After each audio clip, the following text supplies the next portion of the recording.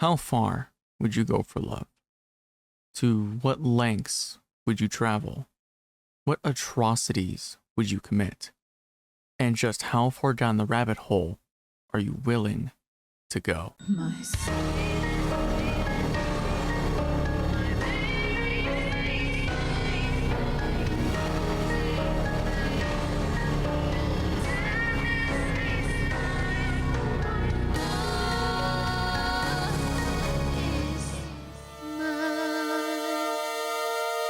VoidStranger is a complicated game. On the surface, it's a very simple game to describe and pitch. Since VoidStranger is a Sokoban game, a game where you push and place tiles in order to progress, it makes VoidStranger deceptively simple. But if you take the plunge like I did, and explore just about everything there is in VoidStranger, then you'll discover that this game is one of the most complex, confusing, and beautiful games you will ever play. But it's also one that will break you. Now, VoidStranger is a game that, without spoiling anything, is a game that I can confidently say broke me. And I mean that in both the mental and emotional sense. Because while, yes, VoidStranger's gameplay may seem pretty straightforward to get through, as you progress through the game, you'll quickly learn that that isn't the case, as levels morph into complex layouts that require you to think outside of the box constantly. Meanwhile, the game's story, while one being born out of love and devotion, is one that will ultimately hurt you again and again and again, making each time you descend through the void feel like you're going through your own personal hell. But of course, let's talk about everything there is in VoidStranger so that you can get a firm grasp as to why this game lives up to the title of the greatest game that broke me. Starting with the... Alright, so for this short segment, I want to stay spoiler-free as possible, so I won't be bringing up key items that you find in the game. But in terms of gameplay itself, I technically already touched on this a little bit, as already mentioned that VoidStranger is a Sokoban game, which if you don't know what that means, basically in the context of VoidStranger, it means you have to pick up and place down tiles in order to progress through a room. However, because VoidStranger is a puzzle game, it isn't all that simple, because while picking and placing blocks is the key element of the game's gameplay, it isn't all you have to account for, since there are level hazards like glass that shatter after you step off of it, statues that shock you if you pick up and place down one too many tiles, and a multitude of enemies that won't hesitate to kill you on sight. But while all of this sounds like a lot to account for while playing, this isn't even scratching the surface of what hides in VoidStranger. So for that, we'll have to cover the games. Okay, so it's at this point where I have to give a spoiler warning for the game, as even though I could lightly gloss over the game's story, doing so would be an immense disservice to the game. So in this next segment, what I'm going to do is tell you the story of VoidStranger through my perspective and playthrough, so that in a way, you can experience this game via this video. But if what you've seen so far of VoidStranger has piqued your interest in even the slightest, and you don't want to get spoiled, then please, go check out the game for yourself and then come back here when you're done. I'll give you a few seconds to make your decision. Okay, so if you don't care about spoiling your experience with the game, then let's get into the game's story. Starting with... VoidStranger begins with following our first playable character, Gray, walking through an open area before stopping at a giant hole in the ground, all before jumping in and showing us a title card letting us know that this is VoidStranger Gray.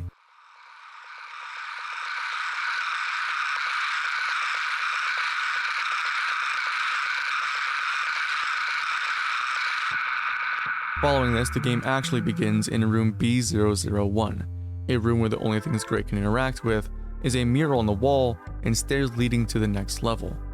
Although, I will say to keep this mural in the back of your mind, as it'll become very useful later on. But after descending the stairs and entering the next level, Gray opens a chest containing the Void Rod, an item that allows Gray to pick up and place blocks as much as she likes, with the only limitation being that you can only pick up one at a time. However, after messing around with the Void Rod for a little bit, let's just say Gray accidentally slipped and died.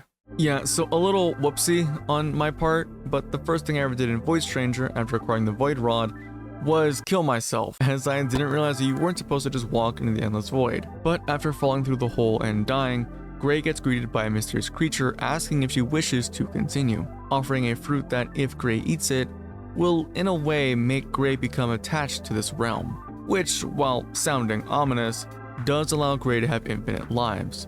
So, against her better judgment, she eats the fruit and respawns in the room she died in. Noticeably though, her HP is now replaced with the word void, which is probably concerning, but that's not important for right now, so let's just continue. After this, Gray goes through a few levels before entering this one, a room that should look familiar if you recalled what the mural looked like earlier, with the only difference being that the stair tile is present at the very top. So, instead of progressing and going down the stairs, Gray instead collects the stairs using the void rod and descends into the void, where instead of just dying and respawning, lands in a mysterious room. But hang on, let's back up a second. You're probably wondering what the hell just happened. Well, what Gray just did was uncover a brand. Basically, throughout VoidStranger, the game shows the player murals that depict a 6x6 room layout in a specific pattern. So if the player is able to create that pattern in any 6x6 tiled room, then they'll get access to the room of the Void Lord that brand corresponds to, with the first brand that Gray just uncovered being attached to the Void Lord Ad, the lord of the first domain of the game. But now you're probably wondering who or what exactly is a Void Lord. And well, I'll get to that when the time arises. As for right now, let's check back in on Gray. Oh, what the f***? That you acquired a strange feeling. Your mind feels heavier. You don't know what to make of it. Knock a chest over there 6 times in a row. Remain still and wait for 6 seconds. The exit will reveal itself. Don't ask how I know.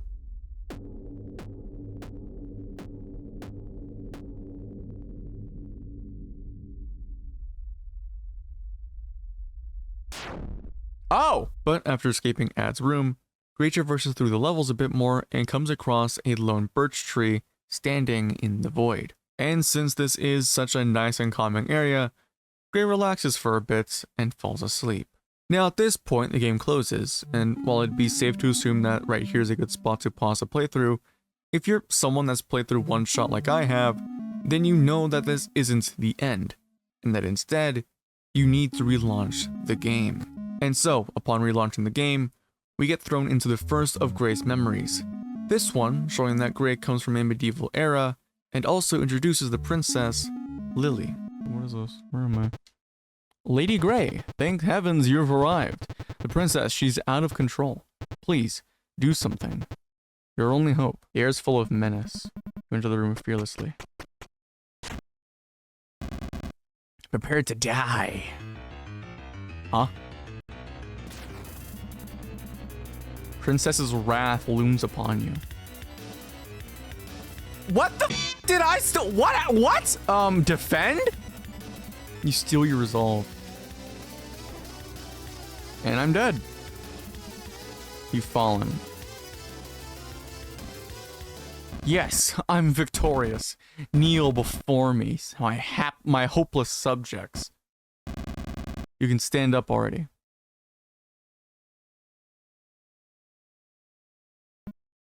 I must have gone easy on you, Your Highness. Glad to see you in such high spirits. Shut up.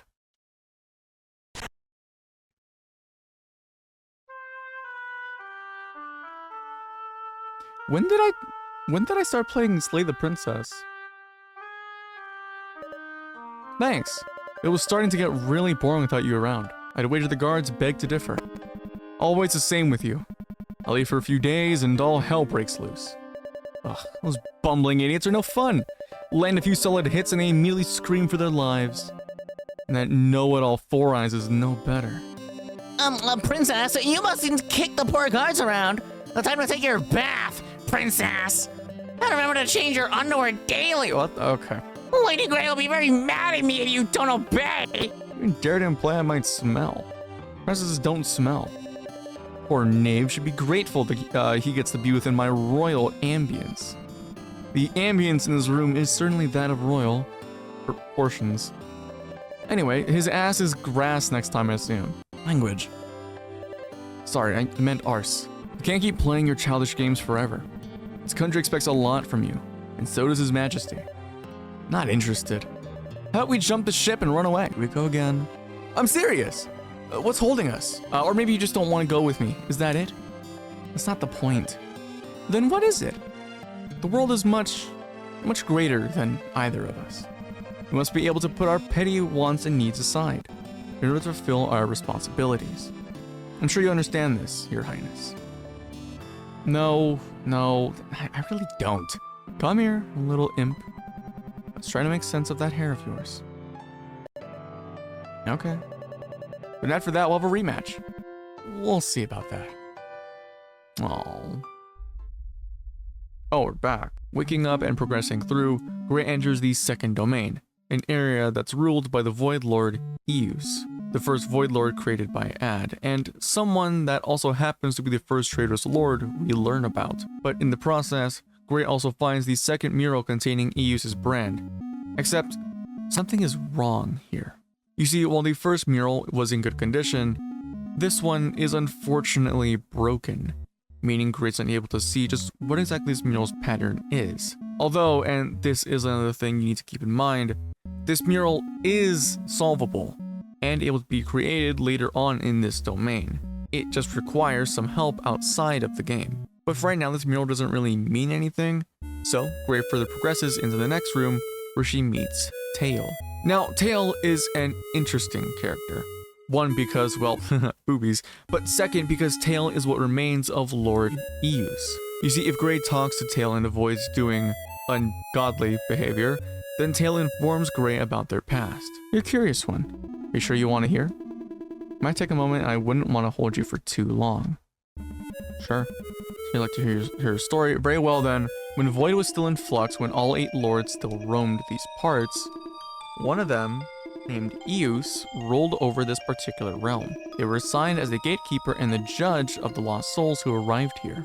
No soul could get past their judgment, no sin went unpunished. But as vigilant and rigorous as they were, Eus was endlessly fascinated by sin. His fascination grew and grew until Eus did the unthinkable and committed sin themselves. What was the true extent of their sin? I'm not entirely sure. When the other lords learned of this transgression, their ranks divided. Some of them defended Eus, some reviled them. Soon arguments turned into fights, and those fights turned into vicious battles.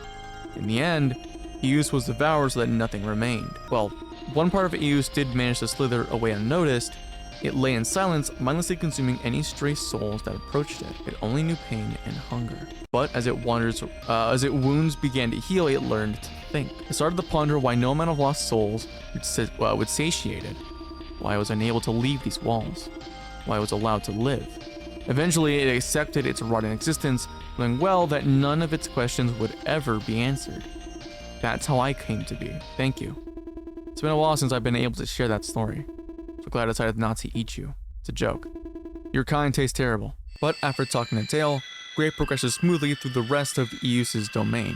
Now, there isn't really much to say about this domain in particular, just that Tail shows up every now and again throughout each level, which I'm sure will totally not be a major clue for things later on. But before reaching the end of Eus's domain, Gray finds herself at another birch tree. Please, Your Majesty, I implore you to calm down. Calm down? That wretched daughter of mine is steering this kingdom towards ruin, and you implore me to calm down? Little good will result from impatience, Your Majesty. I've been patient with her, more than you can imagine, but this has gone on for far too long. Rumors have started to spread. How one lowly king can't even get his daughter in order, let alone his dwindling kingdom. And have you heard the nickname they've given her? I'm well aware of the rumors, Your Majesty. Then go find her and speak some sense into her right now. Tell her she will stay behind these walls until she obeys. Your Majesty, I need to remind you of your place, Lady Gray. Another day, another groom candidate off the list. What number are we at again? I've lost count. At the very least, you didn't break any bones this time. Your Highness, we all know you're not fond of the situation at hand, but if you don't get them even the slightest of chances, things will simply get worse from here. Oh, from here on. You're just parroting what my father told you to say. Oh, it's her dad that said that. I only wish the best for you, Your Highness. Really? Then why don't you tell that old man to shove it? Your Highness, I don't give a single ounce of ass about this country. Or the king. Or a princess for that matter. At this point, it really would be easier just to run away. You should have done that years ago. There's still time, right? If you actually care, then help me. What you ask of me, I simply cannot do. Oh yes, I forgot. You were just the king's lapdog these days. Ouch. I'm sorry. I went too far there.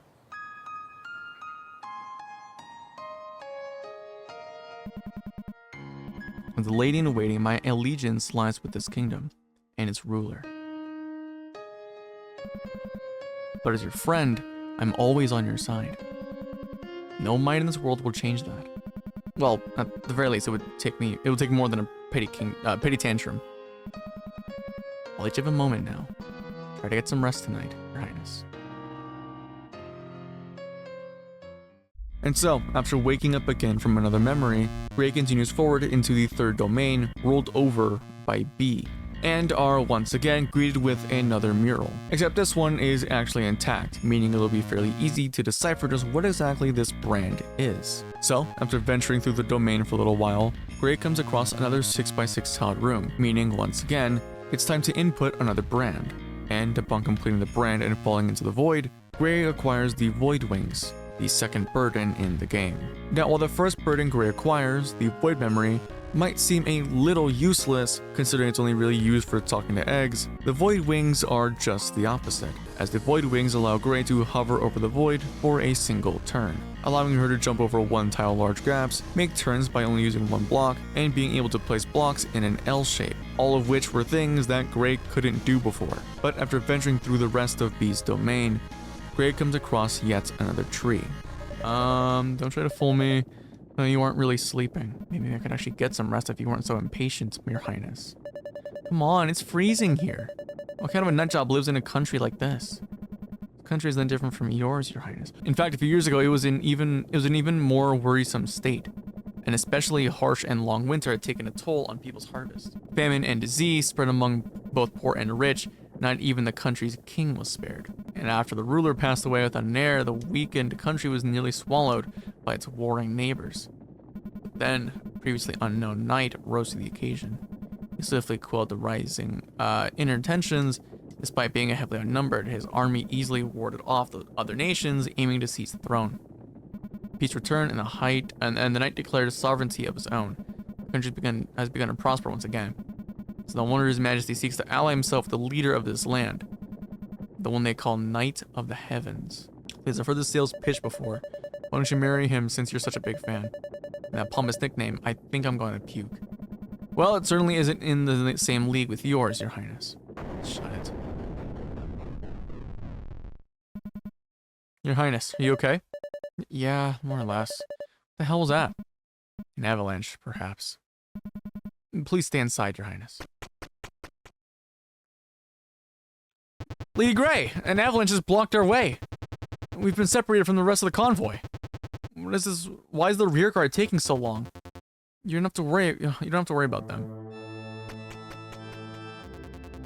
They've already been taken care of. Didn't put much of a fight though. But to make things easier for you, just hand over the crown head.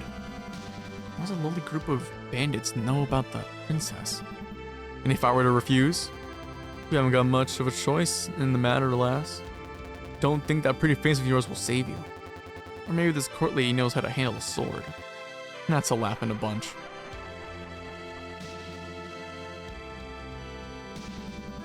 Seems even scum like you know that no court lady would ever carry a weapon. However, you're sorely mistaken if you think I'm out of options. Oh really now? And what might those options be? I could let you live. What the? Oh damn, she straight beat their ass? Gray the Destroyer looms upon you. I wonder what she's saying there. She went ein zwei Dre. I wonder if that's important at all. Gotta be kidding me. Gray the Destroyer? The one and only. Save your musings and tell me who sent you. What? Not a good time to start playing dumb. Unless you'd rather have another serving. Sorry, I may just be a small-time tea leaf, but even I have my pride. Suit yourself, then. Yeah, great. Show them how it's done. Get back inside, Your Highness. And miss the finishing blow? No way. Well, well, well. My luck has finally turned. Get her, lads.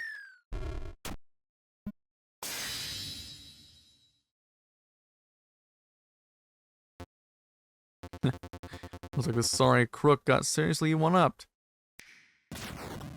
Oh. I'm starting to worry why my guests didn't show up. My apologies. Filth such as them have yet to be completely wiped from this country. There's still work to be done. The white hair is as pure as the tales have told.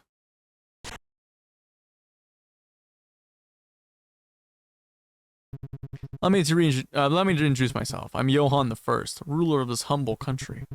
Let me serve you well, my demon princess. And so, once again, after waking up, Gray descends into the next domain. This time ruled by the traitorous Void Lord, Mon, who, if you hadn't noticed already, has a broken mural just like Eus's. But unlike Eus, Mon's mural is technically solvable, since the ones and zeros seen in the cracks of the mural can be pieced together with what remains to create Mon's brand. Meaning all that's left to do is to find another 6x6 tiled room, and oh, would you look at that? I wonder what's gonna happen if we recreate that brand here. Ah, I got it. Okay, I got it. Okay, so I was right in assuming, I'm gonna close this. So I was right in assuming that there wasn't a block towards like the left section. Okay, oh my God. All right, so now that we have it, let's figure out what this gives us. This is new. This is a brand new item that we're getting, I think, maybe. Or not. What? A cruelly written message glows through the niche. What the fuck am I looking at? So unfortunately for Mon's room, there really isn't a whole lot to do, as there's no burden to collect here. However, there is something engraved into the wall that shows something. Right now it's not really clear what it is, but it's best to keep this in the back of your mind for now. But while like the previous domains, I'd say Gray found another birch tree to reminisce by, that isn't exactly what happened. A woman stands in front of a chest blocking your way. She's muttering to herself, still nothing. Oh, didn't notice you there. Quite unexpected to bump into someone else down here. You a treasure hunter as well? Wait, that staff doesn't look like something one would normally carry around. I bet you found it down here, didn't you? Would you mind if I took a better look at it? Don't worry, I'm expert at handling goods like this. As you start answering, the woman suddenly snatches your staff. You bitch! Yeah, you ain't got wings, bitch! Drat, why doesn't this thing work? Oh, you again. Please forgive me. I know I shouldn't have done that, but I had no choice. My old man is very sick and the medicine he needs costs a small fortune, and can't you just find it in your heart to forgive me? Something tells me you aren't buying that. Fine. I know when I'm at the end of my rope. Here, you can have this back.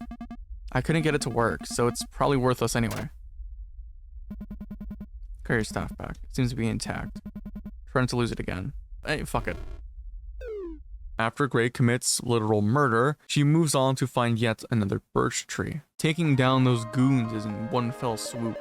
That was so awesome. And then he gave that bandit that look just before frying his sorry ass. Is he really a king? He's way too cool for that. Please try to calm down a bit, Your Highness. This has been a long day for you. I know, but I'm too excited to sleep. Hey, do you think I'll be able to meet Johann tomorrow? Or Johann, sorry. Maybe he'll show me how to do that lightning spell. Such magic shouldn't be used lightly, Your Highness. Killjoy Gray strikes again. Are you perhaps a bit envious?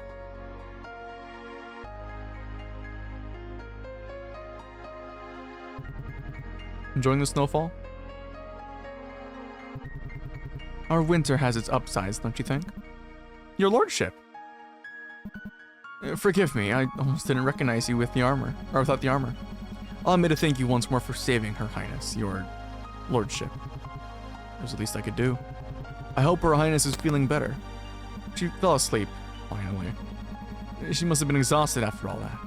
But no need to worry, your lordship. She isn't the kind to get easily startled. Although your lordship did leave quite an impression on her. Please, Just call me Johann. I'm not really a man of lofty titles. I'd heard you were rather down to earth. Although I didn't expect you to still rush into battle all by yourself. A good ruler does anything in their power to right the wrong. That's simply their responsibility. Alas, not all rulers abide by such ideals. Many horrible things have happened in this country and its people by the result of simple negligence. I wish not to repeat that mistake, even if it means getting my hands dirty from time to time. Speaking of which, things may not have turned out so well today without your contribution, Lady Grey. As I understand, you held off those bandits for quite some time all by yourself. I was simply doing my part as the lady in waiting. And then some, I'd argue. Do not belittle yourself. I can tell you're not an ordinary court lady, Lady Grey. Or should I say, Grey the Destroyer. So you too have heard of it. I've done my best to leave that nickname behind me, along with my past deeds. But as long as I can serve Her Highness to the best of my abilities, that's all that matters. I admire your devotion towards Your Highness. Still, I can't help but wonder. A fighter of your capability could have dispatched that paltry band of thieves in an instant. Yet you took your time, almost as if you were simply toying with them. When you were fighting those crooks, did you, at any moment, enjoy it? That's tactless of me. Pay my frivolous musings no mind. Starting tomorrow, I'd like to get to know this demon princess of yours a little better. With your assistance, if you're willing. Of course. I'm sure Her Highness would be delighted as well. I'll be looking forward to it, then. Have a good night, Lady Grey.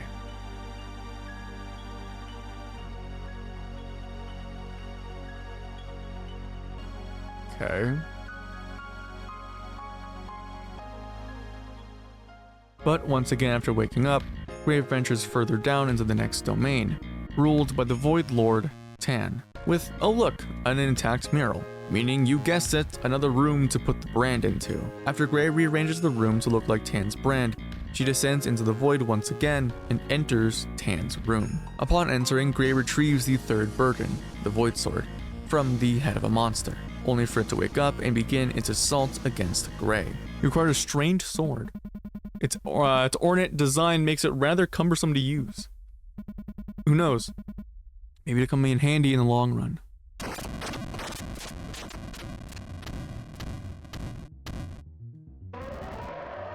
Okay, that's not... Oh, it's just a straight up boss fight. One that I'm losing. Now, a quick side note. If you're wondering just what exactly this monster is, well, it's Tan, the Void Lord that controls the very domain Grey is currently traversing through. And considering this is now the second Void Lord Grey has come across, you're probably wondering what exactly happened to Tan to get them to wind up in solitude inside their own room. And, well, I think it's best if I cover that later. For now, let's get back into the fight. Ah, there we go, there we go. So, after defeating Tan, Grey moves on to the next room. That just so happens to have a birch tree residing within it. And after a long fight against Tan, Grey decides to rest her eyes for a little while and reminisce over past memories. Stop smiling, you wisecrack. It's been unusual to see you like this, that's all. Is it because of Lord Johann? I just want to look my best when he arrives. We don't know when he'll come to visit us, though, Your Highness. That's exactly why I need to be ready. It could even take a few weeks. Ugh. Didn't you receive another letter from him just recently, Your Highness? Yeah, but I still haven't finished my reply. Come to think of it, you've been acting somewhat strange ever since... And what if I have? Obviously, it's neither my duty nor my place to judge, Your Highness.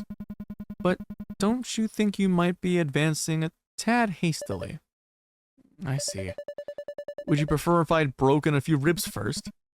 You know what I mean, Your Highness. You worry too much, Grey. Perhaps. But we're approaching uncharted territories and I'd rather be safe than sorry. What's that supposed to mean? Love, Your Highness. Shut it, you hag. That's cute. Your Highness! It's Lord Johann. He has arrived unannounced. He is waiting downstairs.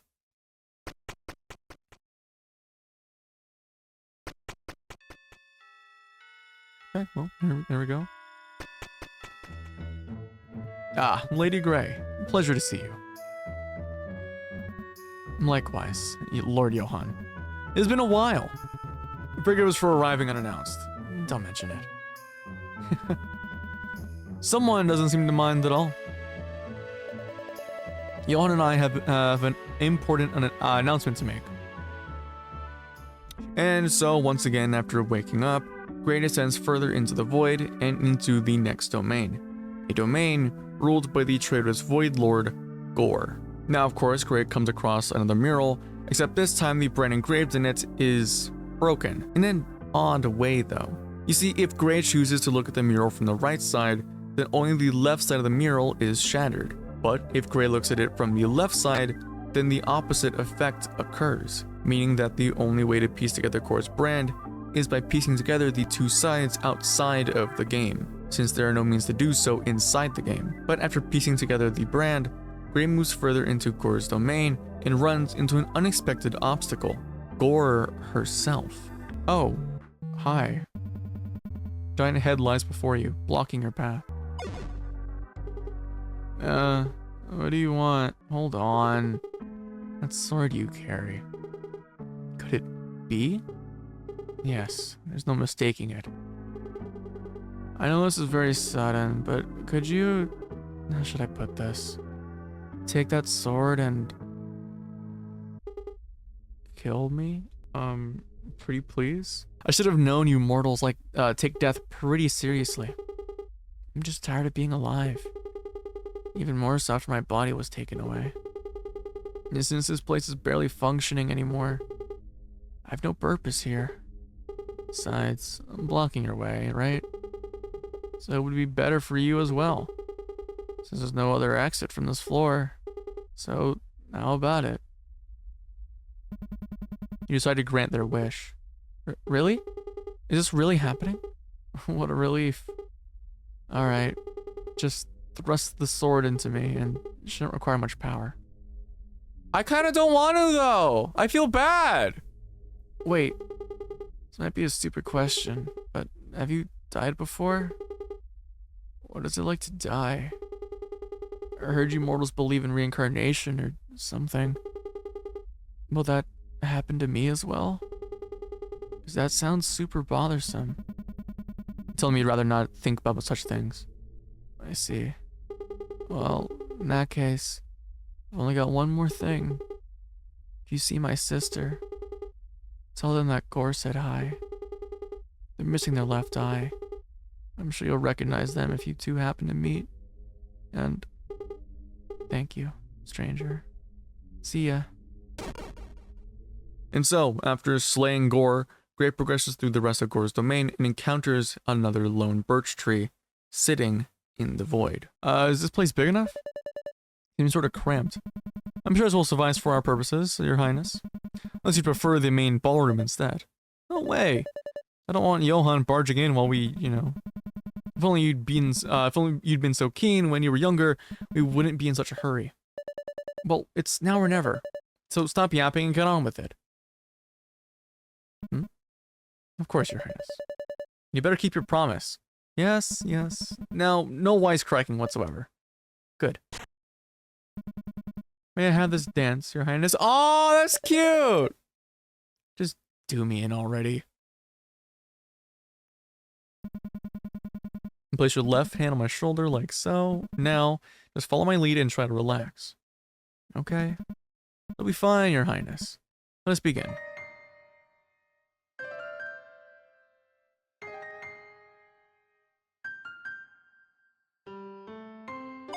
Oh! I need to input that. Okay.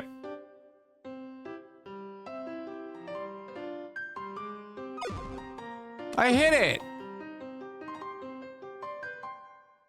I hit those though! I hit those on the note! What do you mean? Would you look at that? I didn't think this would be so much fun. Not bad at all, Your Highness. For your first time, that is. Aw, that's cute. How about a small break? This is cute, though. Hey, Gray. Yes, Your Highness? It's almost strange to see you dancing. How so? I'm more used to seeing you kick and punch stuff. Where did you learn to dance like that? Or can't you remember that either? Oh, I didn't remember that quite well. I was about your age. All I knew back then was kicking and punching stuff, as you'd say. So I was rather apprehensive at first. Luckily, I had a good teacher.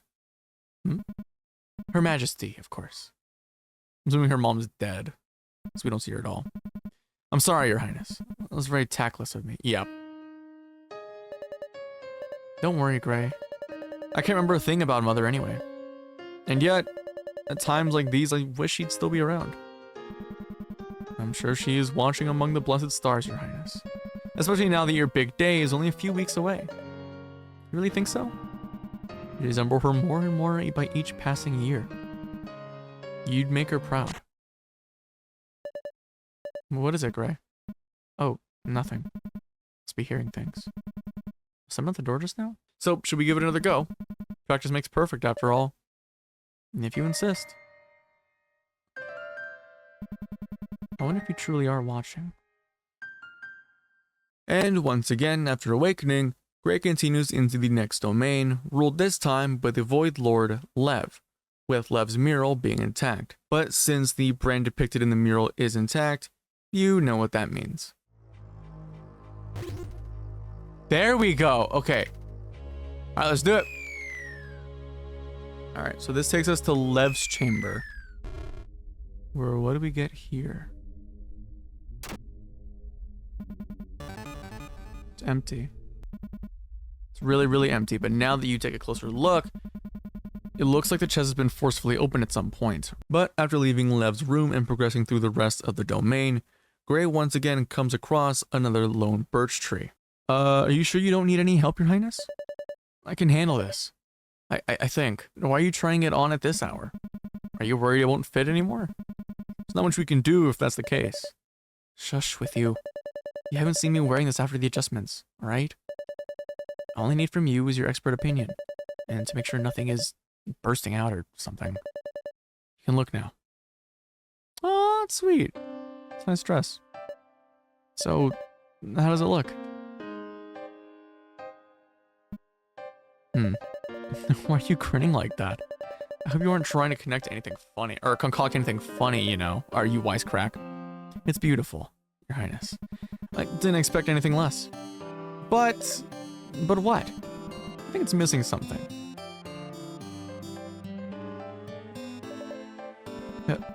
Is something wrong? Isn't it to your liking? No, it's just, I've never seen you without this.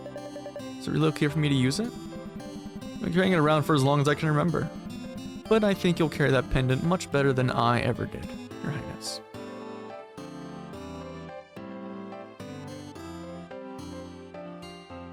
Oh, that's sweet. But how did she end up in the void? You're late. My apologies. This place was harder to find than I thought. Why'd you call me here, Lady Gray? This has to end. What are you talking about? You know very well what I mean. Can't continue on like this. How sudden of you. I never guessed your conviction would sway like so. I've kept my promise so far, haven't I? I'll marry your little princess and make her my queen, so that she can finally attain her freedom. Isn't that what you wished for? Lily truly loves you. So what? Emotions are meaningless. You made it this far already. Her Highness will never be the wiser. After all, she's just a naive, spoiled brat. Oh. She might be an insufferable, childish little imp, but I want me to promise to protect her. That's all that matters to me. Thought you of all people would understand the importance of our responsibilities. Clearly misjudged you, Lady Gray. But don't get the wrong idea. It's too late to turn back now. In that case, I'll tell everything to Lily. You wouldn't. Surely you understand what would happen. So be it. Lily doesn't deserve this. Truly admired you. Ever since I saw you take care of those mercenaries. and you're most exceptional. Truly a waste.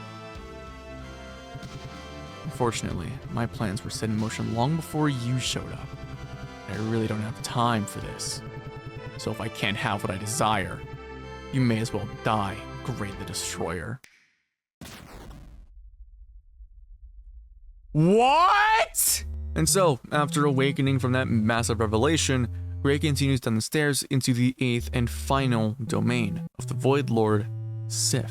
Now, while in every domain prior the mural was accessible and solvable to some degree, Sif's mural can't be accessed.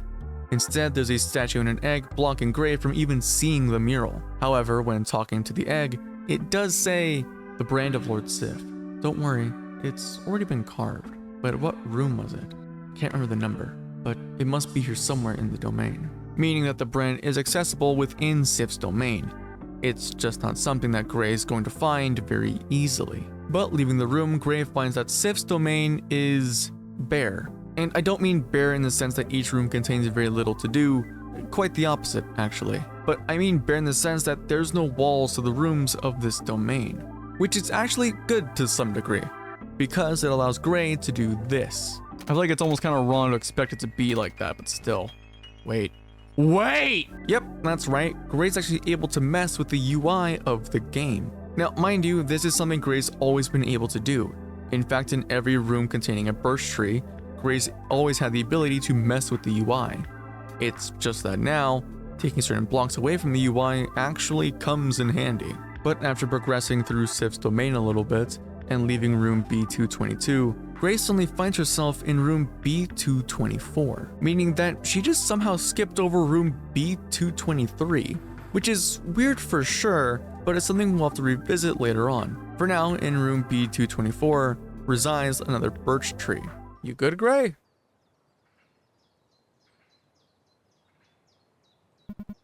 It's morning already? How am I still alive? Could you have missed somehow? Even if that were true. Lily! Ooh. I wonder what is just going on, man?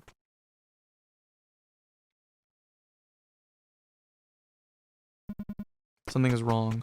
You don't say.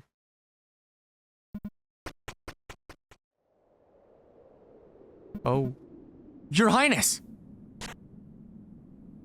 My Sacred Stars, what do you think you're doing? What's wrong with you? Come on. Let's get you inside.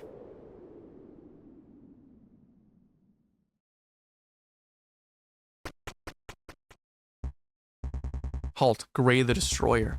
Step away from the princess. What?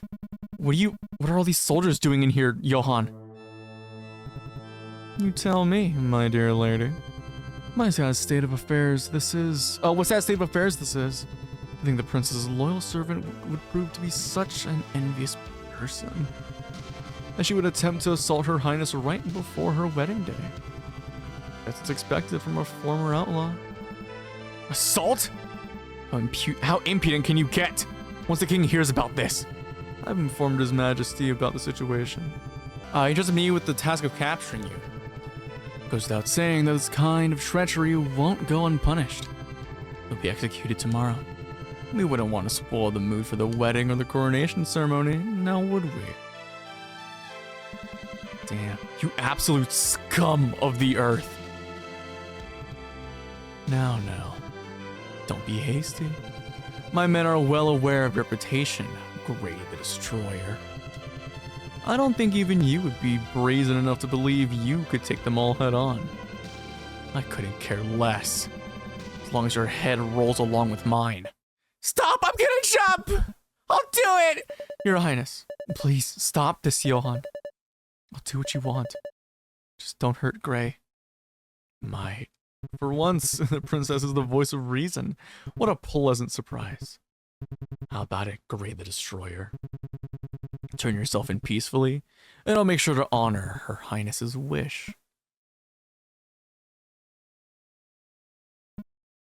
Lily, I'm sorry.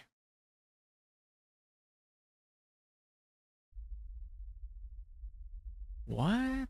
And just like that, Gray once again finds herself back in the void. However, something's wrong. In the previous domains, every mural contained the brand of a Void Lord. However, in this room, it's Gray's brand, the very same brand we created at the start of the game, meaning that the domain Gray's about to traverse through is her domain. However, if you thought the weirdness would stop there, you're sorely mistaken. Nope. Alright, well, I kind of thought wrong. Like, oh, you acquired nothing. Upon entering Gray's domain, a rising and yet haunting melody begins to play, unlike any other song that players heard so far. And after a few seconds, a woman's voice begins to sing. There's a safety locker inside of me, out of your reach, and I hold the key. It's sealed with layers and layers of irony. What's within, I refuse to see.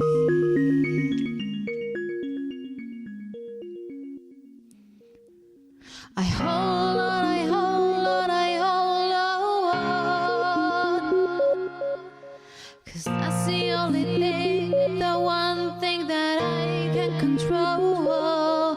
My grievance is mine, my sadness is mine, my loss is mine.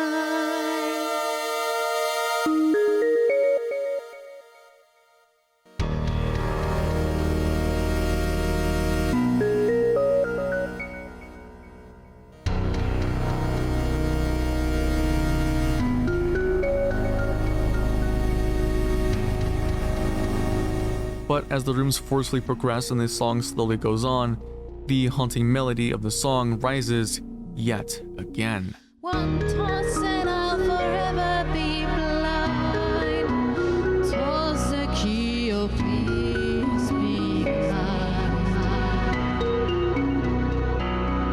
In this state of oblivion, my silence goes on. My bearings stay still, my walls stay strong. I hold on, I hold on, I hold on. 'Cause that's the only thing, one thing that I can control. Grievance is mine, my sadness is mine, my loss is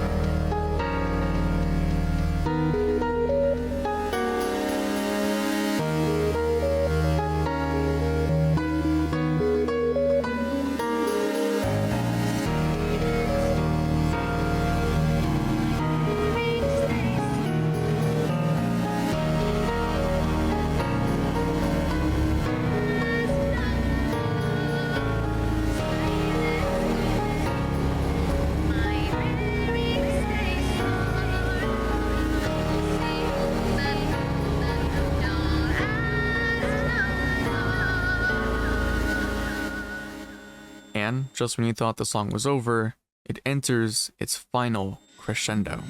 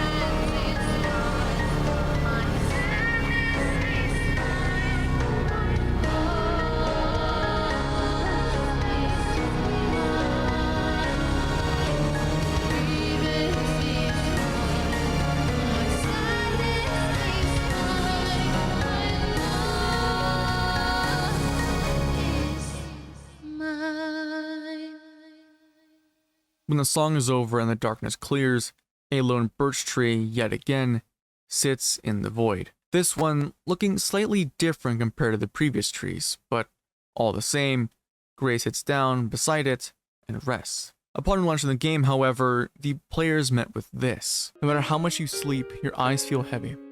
Dreams elude you. Can you remember why you were here? Or have you lost something very important to you? Without it, you'll never reach the end.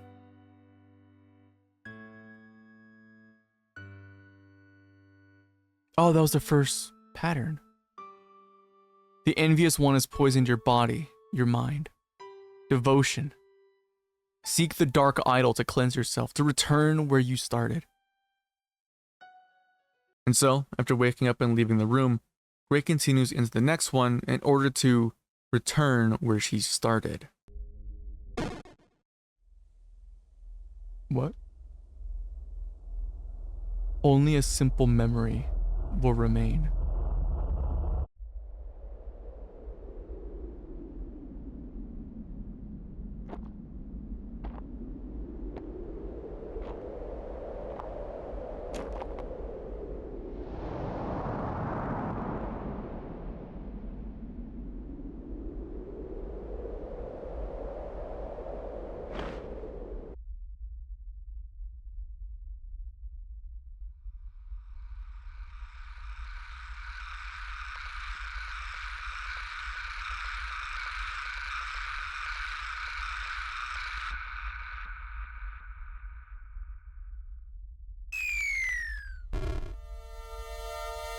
What? Now at this point you're probably confused as to what the hell just happened. And well, that was the bad ending to VoidStranger, nicknamed the Voided Ending or Void Ending due to the name of the song that plays during its final moments. But you're also probably confused as to why Gray got the bad ending during this playthrough. And well, it all stems from this creature. Remember all the way at the beginning of Gray's story, where I said Gray did a little whoopsie and died, prompting her to eat a fruit given by this mysterious creature? Yeah, well, by eating that fruit and respawning, Gray's HP was replaced by the word void, meaning that at this point, she was now voided, which locked her out of not only being able to obtain mementos, which are used to unlock memories, but was also locked out of her own ending. Because over the course of this journey, Gray slowly forgot exactly why she came here to the void. Which is sad to think about, yes, but it's also represented in the ending itself. You see, when Gray enters her domain, the rooms start just like any other room we've seen so far. But slowly over time, the rooms break down and become unsolvable, starting with simple things like locking Gray behind a chest, but quickly ramping up to the point where the very walls themselves start to rot, resulting in rooms becoming just a mismatch of different tiles, to the point where it feels like the very rooms themselves have forgotten what they're here to do. And even though there are massive story revelations occurring in this ending that show up and disappear in the blink of an eye, it doesn't matter. Because even though Gray was here to do something, just like these rooms, she slowly forgot and lost herself to the void. But this does beg the question, just what exactly is the good ending? Well, if Gray avoids dying and becoming voided over the course of her time in the void, she will arrive yet again in room B224. And instead of getting thrusted back and forth across rooms in the void, will instead have this happen. What? The mural's completely blank. I'm gonna be honest, it is incredibly hard for me to figure out what is going on. It's hard to see. Oh my god. Okay, so this says Z, but after leaving the blank mural room and exiting the last 6x6 tiled room in the game, Gray goes through a gauntlet of rooms that go backwards through the alphabet, with each letter having a corresponding mark made up of tiles right next to it. But after finally getting through the alphabet, Gray arrives at yet another birch tree and rests. Fuck?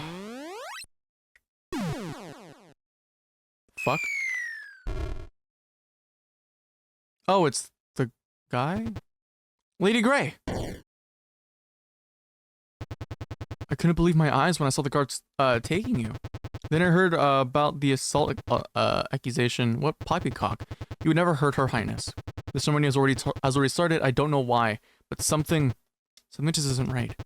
That's why I took the liberty of bringing in your battle attire, although I hope it doesn't come down to it. Please, Lady Grey, save Her Highness and escape. Only you can do it. Only you can protect her happiness. That's what Her Majesty would have wanted. Take cover. I'll distract the guards. Oh no! The prisoner is escaping! She went this way. Hurry up and catch her, you dolts.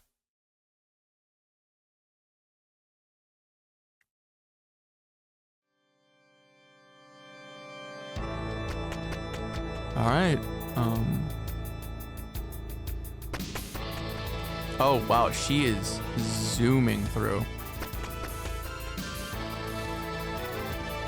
Lady Grey! Don't worry. 4 eyes clued us in. We'll do our best to hold back Lord Johann's men. Maybe our good-for-nothing lives will finally matter. Even just a little bit. Now go! Rescue Her Highness and flee!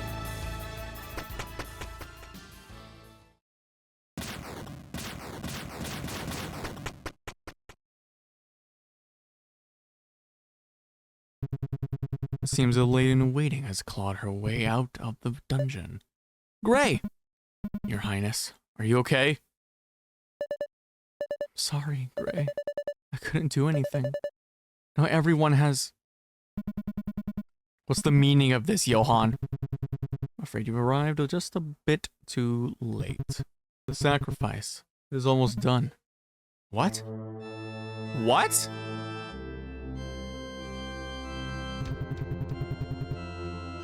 Everything in this world comes with a price. I learned this lesson a long time ago when I lay wounded on a silent battlefield, starving and freezing to death. I kept praying to the stars, but the stars wouldn't answer. So finally, all I could do was to curse my rotten fate and blame those responsible for it. Then they appeared before me. Promised me life and power to change the world. All they needed in exchange was my unwavering devotion. Led by that, I come to offer this measly kingdom and its inhabitants as part of our contract. Show yourselves lords of the void. Yeah. Ease on the melodrama. Oh shit.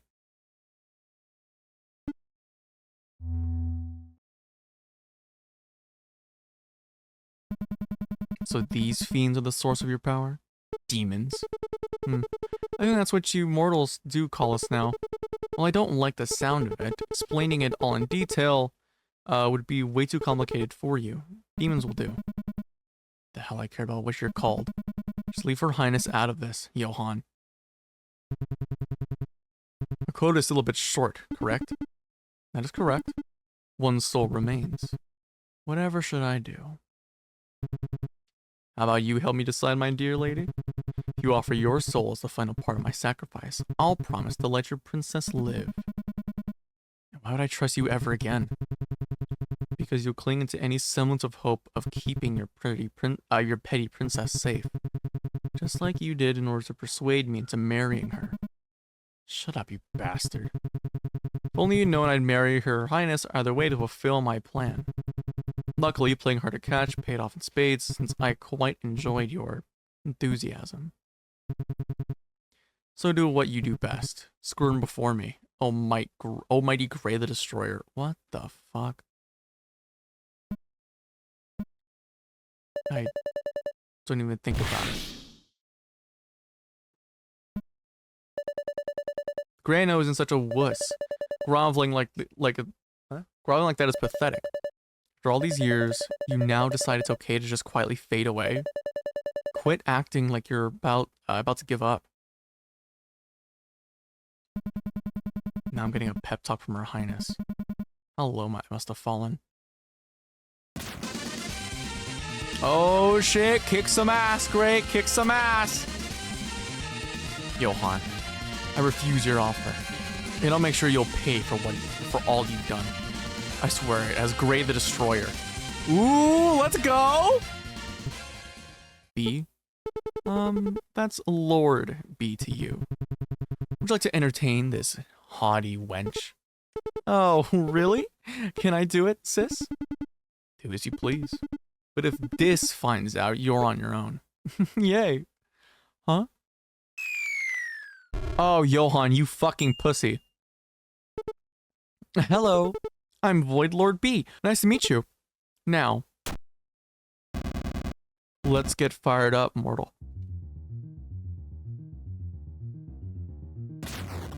Oh, what? Void Lord B looms upon you. You attack the monster. I took damage? You've fallen.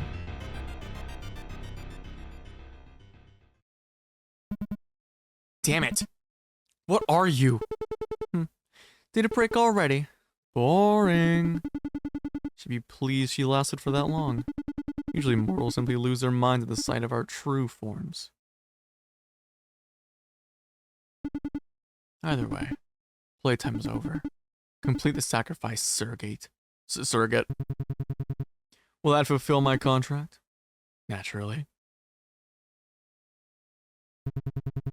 Watching you struggle was truly magnificent. Shame things had to turn out this way.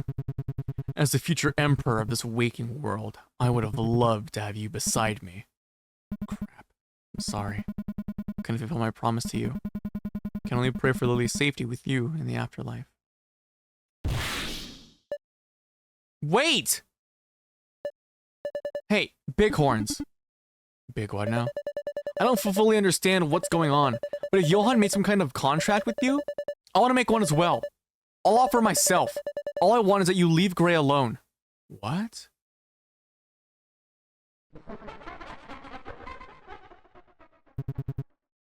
Now this is rich. Our juvenile little princess thinks her soul is worth something.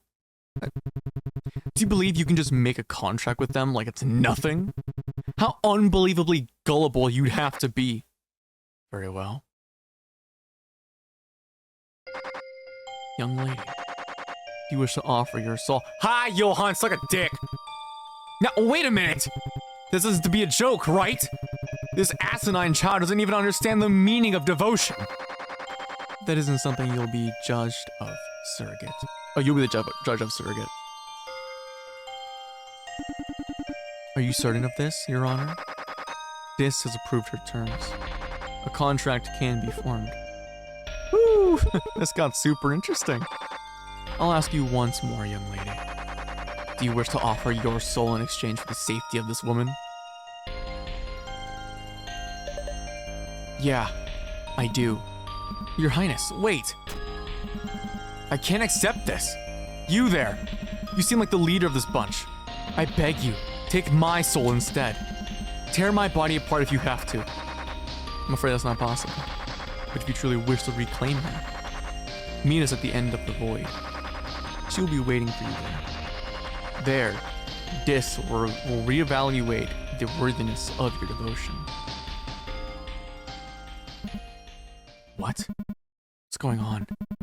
How did it come to this? Gray. You worry too much. It's better this way. Earlier, I was so scared I thought I'd rather die. Now I don't even really know what's happening or where I'm headed to either. But for as long as you stand there, I'm not afraid. Like how you always kept believing in me. I'll now place my faith in you. And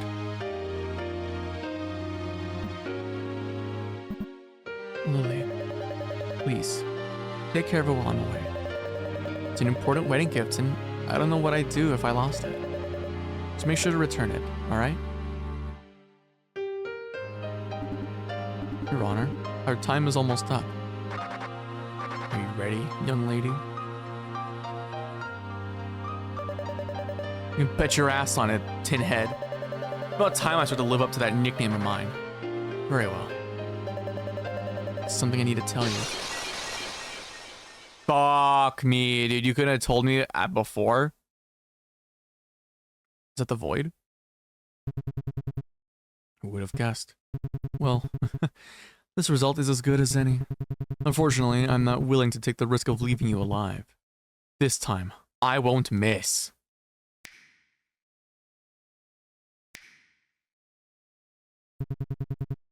Nothing's happening? Oh, I forgot to mention. Since you didn't finish the sacrifice in time, your contract has been voided. So, you can say goodbye to those magical finger-snapping powers of yours, and whatnot. This isn't funny, B.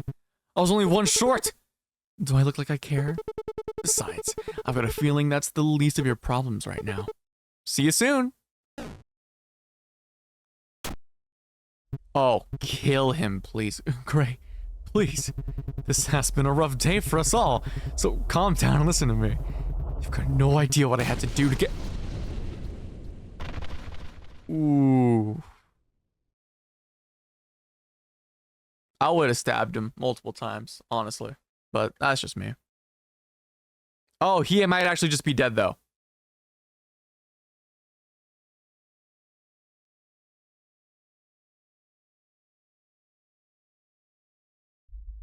Waking up and pressing on, Gray continues into the next room to confront the very beings that took Lily, the Void Lords. For these defects and for no other evil, we now are lost and punishing just with this.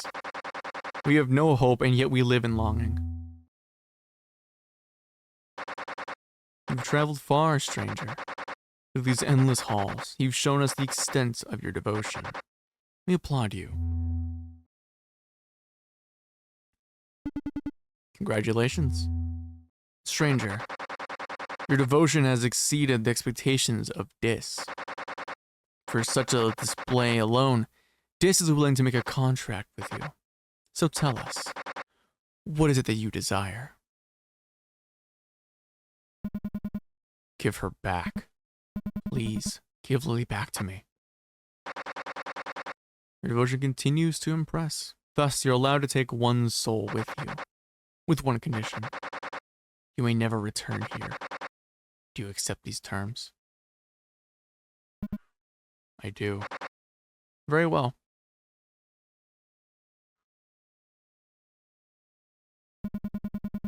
What are you waiting for? I'm done with playing your games. An incongruity has arisen with this particular subject. A zygote inside the subject has developed into a blastocyst and attached itself into the mucous membrane of the womb. She's pregnant?! In layman's terms, another soul has begun to grow inside the princess. No. No, no, no, no, no! You're lying! Stranger, don't you dare say it! Which soul do you wish to take with you? Shut up! Shut up, shut up, shut up! You think I'm going to just accept this? You tricked me! This Dis you keep mentioning. Let me talk directly to them! I want to know what this is all about! Why do you keep toying with us like this? Treacherous fiends! Even if you were to find our actions heartless or incomprehensible, that's not something you should concern yourself with, stranger. No matter how things may have turned out, this choice was made for you. That's the only thing that matters now. I want to see her. Very well. Lily! She is asleep? More or less. Our life support systems are keeping her in a state one could liken to an artificial coma. Fret not, her rest is a peaceful one. Does she know? Highly unlikely. If you were to take her with you, all of this would be but a dream to her. I'll ask you once more, stranger. What's your decision?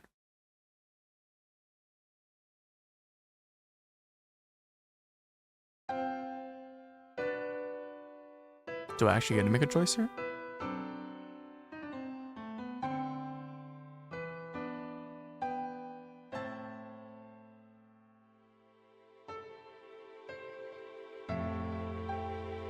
Presented by... Children are overrated.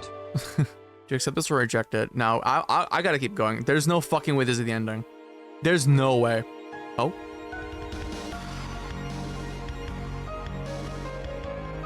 She took the baby?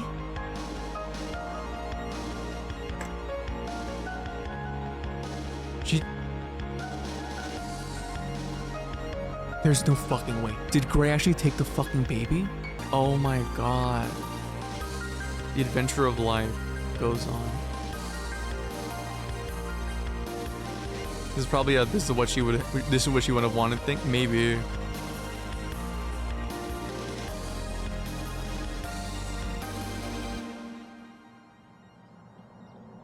Dude, I've got chills. Wait, what?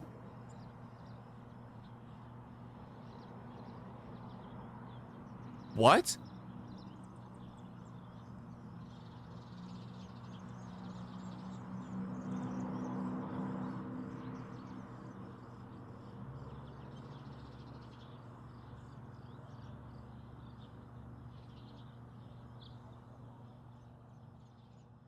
Oh. It's still a fetus. Wait, no. You can't just close the game on me like that. And just like that, Gray's story comes to a close. And so begins the story of...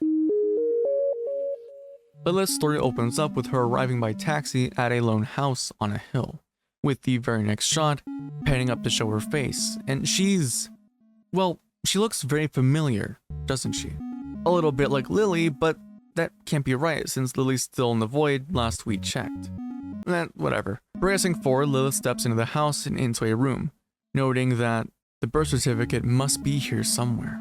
Already it's clear what Lilith is searching for, but after finding nothing leaving the room, a figure steps into another room down the hall.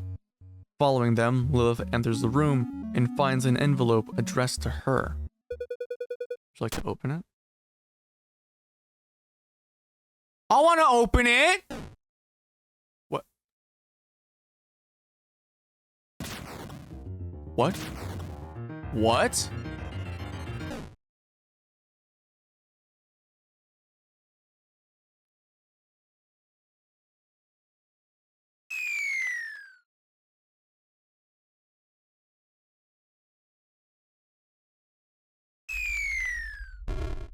And just like that, Lilith has entered the void. Now at this point, this room should look very familiar to you, since it's the very same room Gray landed in after she first jumped into the void. And similar to Gray, Lilith walks down the stairs and acquires the void rod. However, unlike Gray, Lilith makes it just a little bit further before meeting her demise and becoming voided. But hang on, let's put a pin in the playthrough for now and talk about just what exactly Lilith's route through the game is. Okay, so Lilith's route is the hard mode of VoidStranger, meaning her rooms are not only more challenging to solve, but are also more time-consuming to solve compared to the rooms that Gray had to endure. Luckily, and this might be the most forgiving part of Lilith's route, is that being voided doesn't affect the ending of her story, since no matter what, the ending to her route remains the same whether she's voided or not. But now that that's cleared up, let's get back to the playthrough. So, after traversing multiple rooms and acquiring the void memory in the same way that Gray did, Lilith finds herself at a lone birch tree, idling in the void. You've grown so fast. Whoa, hey! Whoa! Whoa! Wait! No! No! Let me... whoa! Alright, what a relief. This world may have changed, but you'll need to become strong. For your mother's sake. She's still waiting. I can't let her down again. Yo, game, you can't do that to me. And so, after that possibly demonetizable scene, Lilith continues forward into East's domain and stumbles across a now different looking tail. Hello, little one. It talks? Sorry. Did I startle you there? I should have known better, considering your kind tends to keep their distance from me. But I assure you I mean no harm. In truth, I haven't spoken with anyone in ages, so this is quite refreshing. Pleased to meet you. My name is Tail. You seem surprisingly calm for someone of your size. Well, it's not like I speak with giant snakes on an everyday basis. Actually, I think I may have heard stories about you when I was much younger. My memories are quite hazy, but you don't quite look like how I imagined. That's so. That makes sense. Have you heard of the Void Lords as well, little one? Are you talking about the demons? Yeah, I think that's what she used to call them. A long time ago, I was a part of one of the lords. While all lords are able to change their appearances as they wish, my lord, Use, was unique. They say everyone saw them differently, that their form would reflect the viewer's one true love. What purpose his trail served, I can't tell. But it seems I might have inherited it, considering you can see my true form. I guess you haven't met anyone you'd like to copulate with? What's up with that crass tongue all of a sudden? Love isn't about copulating. Besides, the last few years have just been a bit rocky, okay? Sorry. My understanding of mortals and their manners is rather limited. Why am I talking about this with you in the first place? Why am I in here anyway? Isn't this just a bad dream? From your point of view, that might as well be true. Don't let your guard down, however. Those without strong devotion are bound to lose their way within this labyrinth, and so nothing remains of them. Whatever it is that you're looking for, I hope you find it eventually. Thanks, I guess. And so, after leaving Tail, Lilith continues through the rest of the domain and finds herself at yet another birch tree. In the beginning, when sky and earth were still one and the same, a flower bloomed, lighting up the space with stars. Beings who basked in their light were granted both thought and emotion. Among those beings were humans. Filled with gratitude, people began to pray to the stars. But the stars didn't answer them. Maybe they can't hear us from this far, people thought. With their combined efforts, the worshippers built a great tower. Atop of it, humans were able to grow wings and fly as far as the eye can see. These winged messengers took flight, hoping to one day reach the stars they so admired. Time passed until one day, something unexpected happened. A star has fallen down. People rejoice with excitement as they gathered around it from far and wide. Had the stars finally heard their prayers? This must be an answer. But the fallen star didn't shine like the others. Its light was a completely black and cold void. From that light arose beings of unspeakable horror. Beings that preyed upon the weak-minded, offering them power and eternal life. For them, humans were nothing but playthings, a fertile ground to sow their seeds of disorder and deceit. When people saw the true nature of these demons, they sealed the fallen star within the tower and buried it so deep no one would ever see its light again. What? But it was all too late. For demons had already found their way into man's heart. And so, just like people had once learned to admire the stars, they also learned to fear them. That's...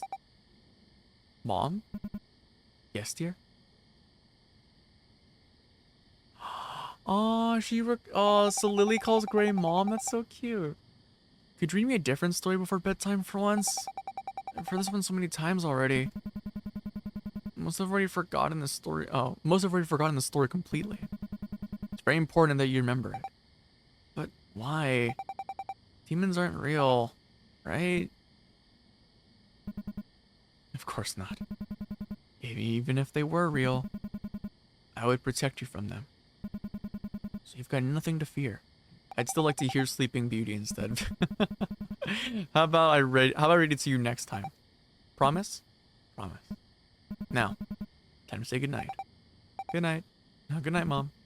I love you.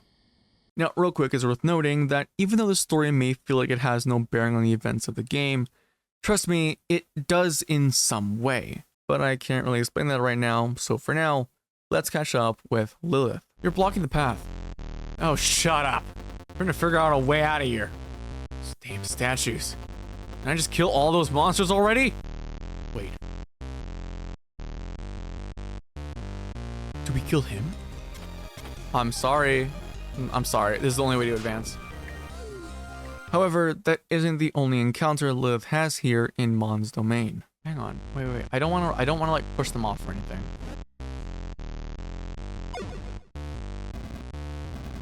Pape des alepe. Can anyone translate that real quick? So I looked into what this thing was saying after stream had ended, and apparently what it was saying was daddy say, alepe, which I could go translated from French to English. Now, I'm not entirely sure what this thing is or what it's exactly meant to say, but for now, let's check back in on Lilith, who, oh, would you look at that, has found herself at yet another birch tree. Lily! Aren't you done yet? No peeking. You sure you don't need any help? You can handle this. Try to hurry up then. Your ride should arrive any minute now. Okay.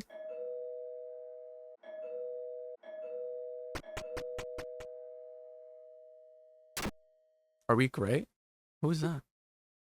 Oh, it's Halloween. Okay. Got any candy? I was gonna say, who just comes into my house asking for candy? Seriously, have some manners. Hi. Sorry about that. It's fine, don't mention it. I hope your travel went well. Business as usual. I missed the weather already. Oh, well, I remember. Souvenirs. Bonjour and all that good stuff. Wait. Are these... What? Purdies? The one and only, straight from the factory. Visit the shop if you need some adjustments. Must have cost a small fortune.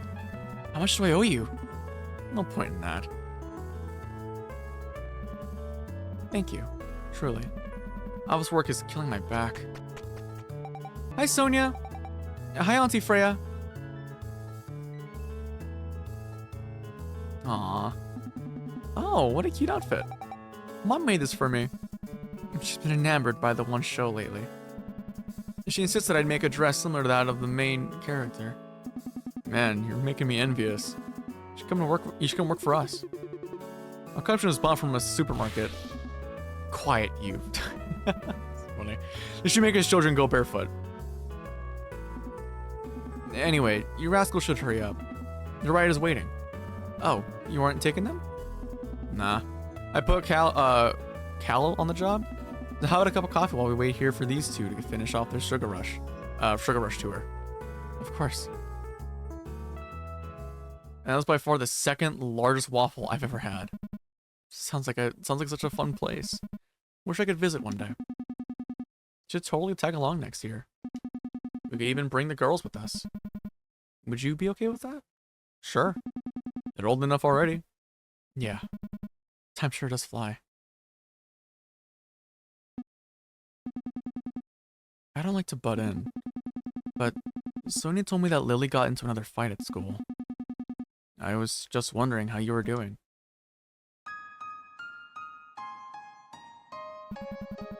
You know how headstrong Lily can be. Well, I like to believe it's just a phase. But at times I wonder if I could have done something differently. Or if I was meant to become a mother at all. Great. You're the best parent anyone could hope for. I'm sure Lily thinks the same way. If only you could see it yourself. I'll take it that you haven't told Lily yet? No. I'm not even sure I could. I figured you'd rather not talk about it. But you need to learn to let go of your past demons, whatever they might be. Lily isn't stupid either. She can sense your anxiety. Maybe that's why she keeps acting so... What, so much like her mother? Look, all I'm saying is you need to relax and stop being so harsh on yourself. When's the last time you've been out? I really don't think a woman my age should worry about something like that. Nonsense. I bet you could catch anyone with those wicked charms of yours. Or did you think I bought these just to make your back feel better? Oh, speaking of which, I should totally hook you up with this one guy I know. He's divorced and got some children already. Damn, alright, moving quick, we see, alright. Steady career and all, it's a no-brainer. I don't know. Come on, live a little. Hate to break it to you. She's into girls. Fine. Just this once. Did I just convince Gray the Immovable to go on a date? What a time to be alive. Watch it, or I might just change my mind. Aw, that's sweet. We're home! Well, did you get any candy? Lots! You know you can't eat all that at once, right? Okay. I almost forgot. I'll take a picture of you two. Say cheese! Aw, take a picture though. And so, after yet another heartfelt memory, Lilith moves on to Tan's domain. Now, unfortunately, there isn't really anything to note here for Tan's domain, since it's pretty straightforward, but during Lilith's ascent through the domain, she did discover that Tan can be locked from moving if tiles are placed in the way. So, with Tan's fight cheesed, Lilith acquires the Void Sword and finds herself at yet another birch tree. This feels like overkill. You really haven't worn makeup for in ages, have you? All we're doing is a small touch-up. And this dress? Just a small touch-up as well? Your closet was a crime against humanity. We just brought it back to the current century. The only thing I'll be catching in this is a cold. Enough talk. Let's have a look. Aw, they're making Grey look pretty. What do you think? Marvelous. What's your verdict, Your Highness? Go get them. When did you learn such a language? Oh, Grey wow looks so pretty. What? Oh, date start. Am I at the right table? Well, even if I was the wrong one, I certainly wouldn't mind. Want to get your ass handed to you or what? Sorry, I couldn't resist. One-liners like that really aren't my thing. You must be Grey, right? Pleased to finally meet you. Likewise, Daniel. Just Dan will do. Would you like to have anything to drink? Just water, thank you. You sure? Am I that nervous?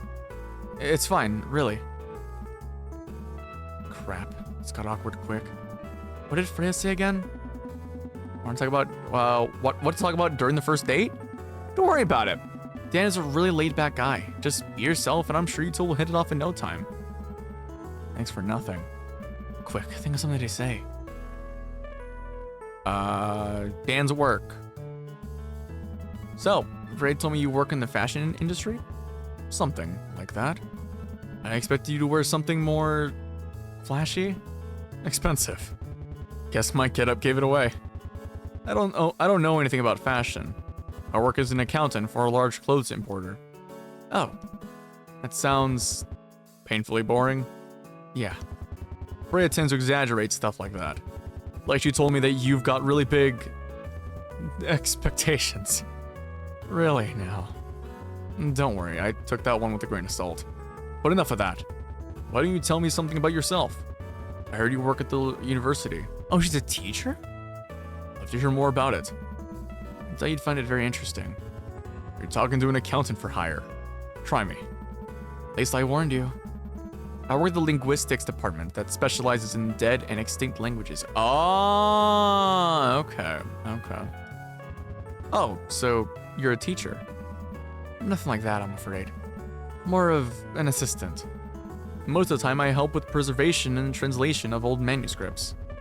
Sounds pretty highbrow to me. Well, it pays the bills. Really. How does one end up studying something like that?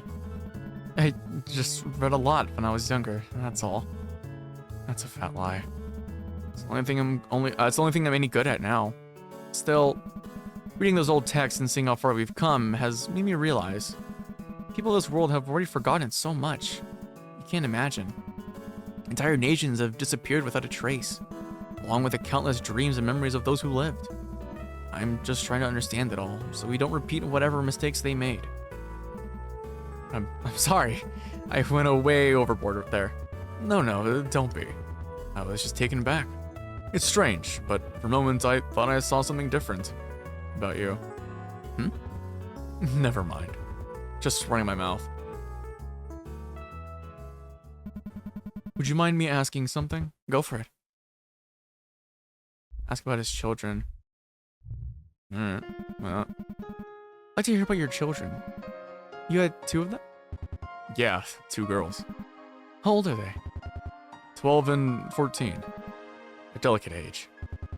To put it lightly, they sure know how to put their weekend dad through the ringer. But I wouldn't change a thing. Soon they're all grown up after all, so I'll do my best to make it count. What about you? You have a daughter as well? Yeah. A few years younger, but let's just say she keeps me busy either way. I feel you. Although I don't even dare to imagine what it'd be like to raise a child all by myself. That's thoughtless of me. Freya did mention your daughter, but I'll take it her father isn't around much. That bad, huh? Sorry, I really shouldn't have brought it up. No, I should be the one apologizing. My daughter, Lily, I haven't told her anything about her father. Even if it's not the right thing to do, I swore to take care of her, no matter what. You really do love your daughter, don't you? What am I doing? Why am I here? Lily. What? After waking up, though, Lilith continues into Gore's domain, where, you guessed it, Lilith meets Gore. A giant head. Are you serious?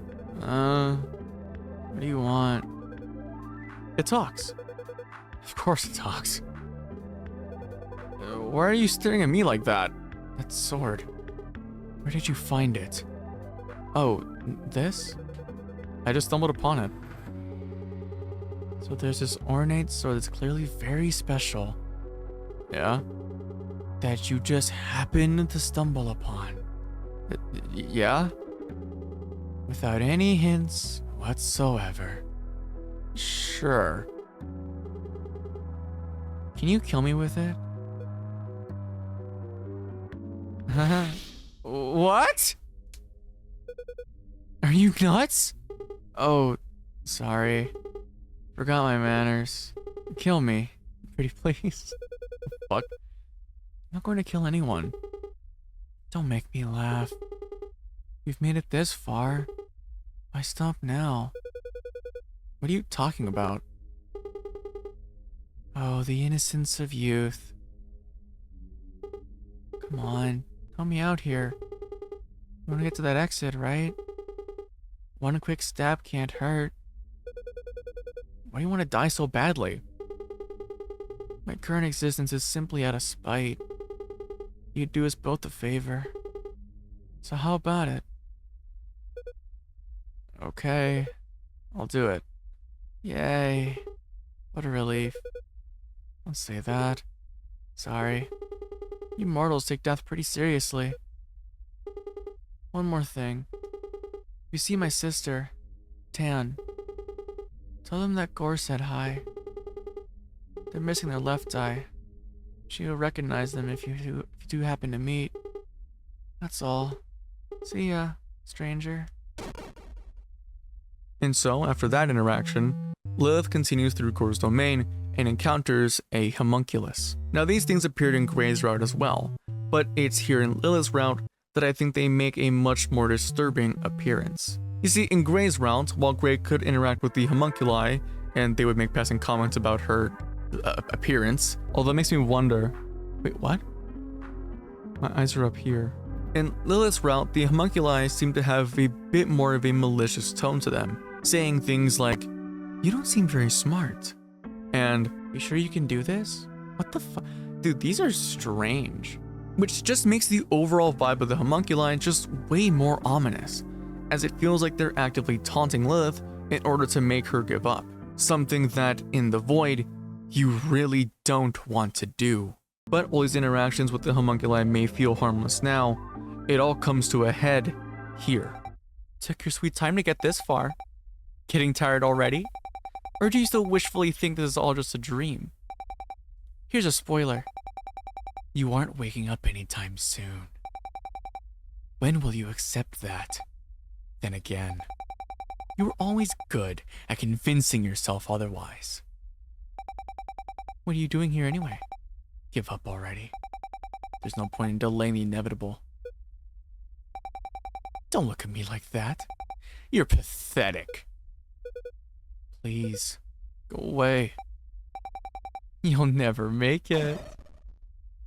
Dude, I got chills. I got chills to that. I don't know why. There's something like haunting about seeing your past self mimicking you, and then not only mimicking you, but taunting you, saying that you're not gonna make it, that you're pathetic.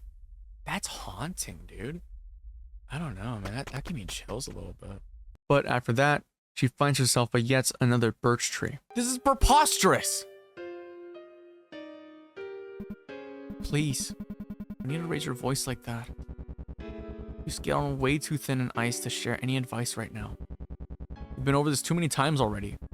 Yet your daughter once again finds herself in the middle of a brawl. This time with students a year older than her. But as I understood it, Lily wasn't the one who instigated the fight. That's beside the point. She dislocated an elbow of one of the boys. Do you have any idea what lengths I had to go to in order to calm down his parents? I'm terribly sorry. I'll make sure this won't happen again. This is your last chance. Got anything to say for yourself, young lady? Why bother? Or did you suddenly start to care about my opinion? I talked with the principal. Tomorrow you'll have to apologize to that boy for what you did. And I want you to mean it too. Thanks a lot. The only thing I'm sorry for is that I didn't get his other arm as well. Didn't I make myself perfectly clear when I trained you? You're only supposed to defend yourself. Those idiots started it! They kept making fun of my hair and voice. Because they know it gets to you. You'll just have to... Yeah, laugh it off. Such bullshit. Language. I'm always on your side. What those boys said about you, what they called you.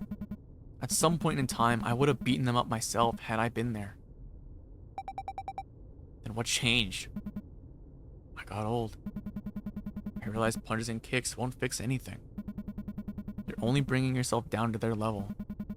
You're better than that. I'm sorry. For being such a screw up. Say that, dear? Are you hungry? How about we grab some takeaway? Yeah. Also, TV is banned for a month. No way! But after waking up and traveling through Lev's domain, a domain that was noticeably easier to traverse through when compared to any of the previous domains, Lilith ends up at, you guessed it, another birch tree. Should wake her up first. Well, I'm assuming this was her room, wasn't it? Prepare to die. What? What? Oh, you guys can't really see it. Sorry. Oh, there goes Lily.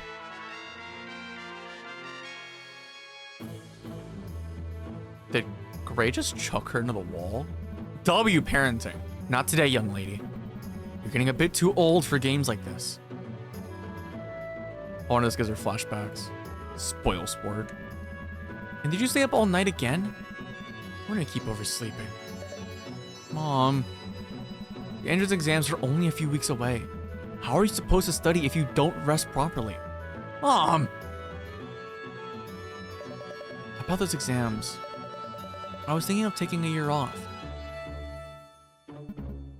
A year off? What's this all of a sudden? I'm going to Interrail with Sonia. We actually chatted about this last night and started to plan our trip.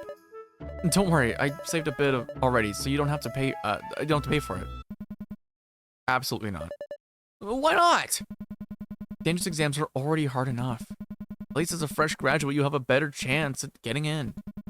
I won't let you waste that opportunity, especially since your military service starts next year. I want you to secure your degree placed before that. Don't worry too much. It isn't such a big deal. Even Freya said it'd be okay. So am I the only one who hasn't heard about this?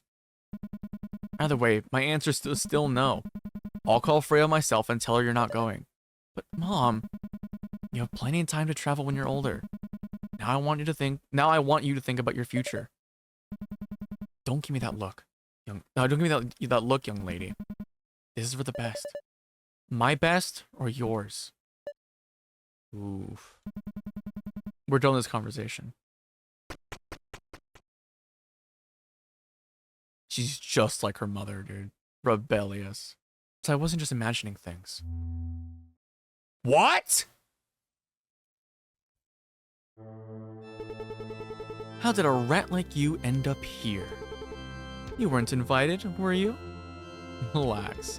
It's not like I can do anything to you. Yet. Don't think you can hide in these dreams of yours forever. Eventually, you'll wake up. And so, after being waken up by B in by far the most disturbing way possible, Lilith enters the final domain, Sif's, where the rooms return to being similar to those seen prior to Lev's domain, with the difficulty spike in Sif's domain reaching an all-time high. But of course, after reaching the end of Sif's domain, Lilith reaches another birch tree. Where, real quick, before we enter the next memory, I want to talk about Gray and Lilith's relationship. Over the course of this route, we've been able to see just what exactly their relationship was like. Seeing that Gray became a mother for Lilith, and that Lilith, as she grew older, was more similar to her actual mom, Lily, than I think the player or even Gray expected. But one thread has been looming overhead this entire time. A question that needs to be answered. Just what exactly caused Gray and Lilith to part? You see, so far, even though Lilith was a troubled kid, her relationship with Gray was always one born out of love. But clearly something happened that caused the relationship to shatter, as evidence from the look Lilith gave her house at the start of the game, and the fact that it seems her childhood home is empty. So asking that question of what happened is a valid thing to ask. However, with this next memory, I think we're about to get our answer.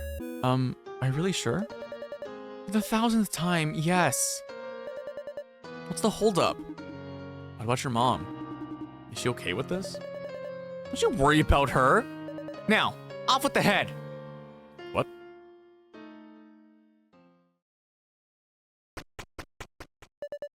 I'm home.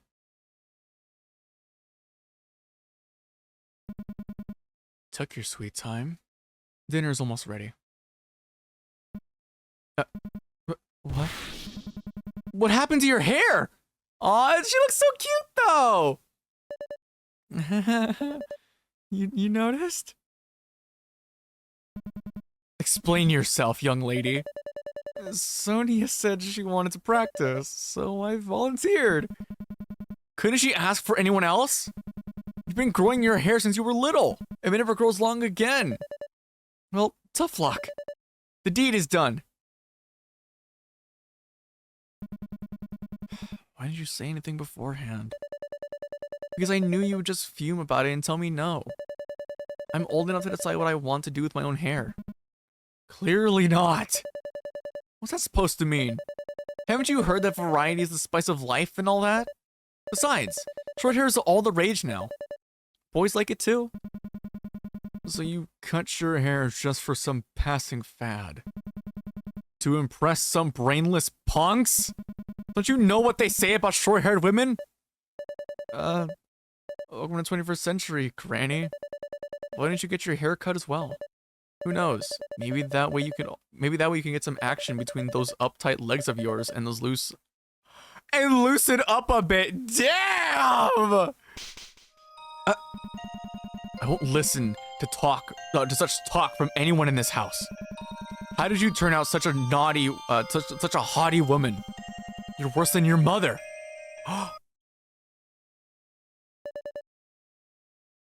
Oh no.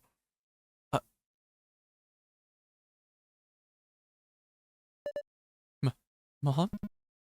Get out. I can't stand to look at you like that. But... Get out!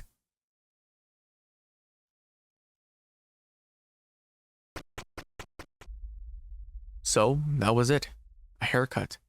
Now, call this overreacting, sure, but I think that haircut is what really broke Gray. You see, as I mentioned earlier, Lilith grew up to be more like Lily than expected. But as evidence from this memory, that started to change as Lilith grew to become her own person. Which I think at the end of the day really hurt Gray. Because of course, traveling through hell and back and still having to lose the one person you traveled there to begin with for, and then having to raise their kid that, surprise, ends up being very similar to their actual parent, probably hurt Gray quite a lot. And now that Lilith is leaving soon due to mandatory military service, Lilith cutting her own hair was what Gray saw as the last remnants of Lily leaving her life. And I think that really broke her. So much so that for the first time, we actually see Gray hit Lilith and ultimately tell her to leave. And while it would be nice to think that Lilith came back a few hours later and talked things over with Gray, it's clear that from the state of the house and Lilith's expression at the start of her route, that she never did. But getting back into the game now, Lilith wakes up and progresses into the next room, where she finds someone. Hello? Huh. Why is this old geezer staring daggers at me? Yet another trick? You fiends. Does your malevolence know no bounds? I'm sorry, is there a problem here? Be gone, demon. Maybe I should leave him alone? I may have mistaken you for someone else. What is a young girl doing in a place like this? And what happened to your hair? Some kind of accident, perhaps? My hair is doing just fine, thank you. And don't you girl at me. Is that how you're supposed to talk to ladies? Or did you escape from a nursing home, old man? What a shameless woman. Do you have any idea who you're talking to? You're the emperor of what you call it for all I care. That doesn't mean I'm going to just gel with that holier than thou attitude of yours. Did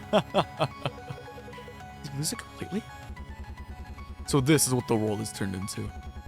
Maybe I did have it all wrong from the beginning. Huh? Never mind me, young lady. I'd advise you to continue your journey. There's very little this old man can do to help you. The man encourages you to move on. What a strange old man. Okay. But after running into a man that by chat theorized was Lilith's grandfather, Lilith comes across yet another birch tree. Freya, how did you get this number? No, this was just a bit sudden. Something happened? Yeah, I'm still here. Good. Can I call you back? Thanks.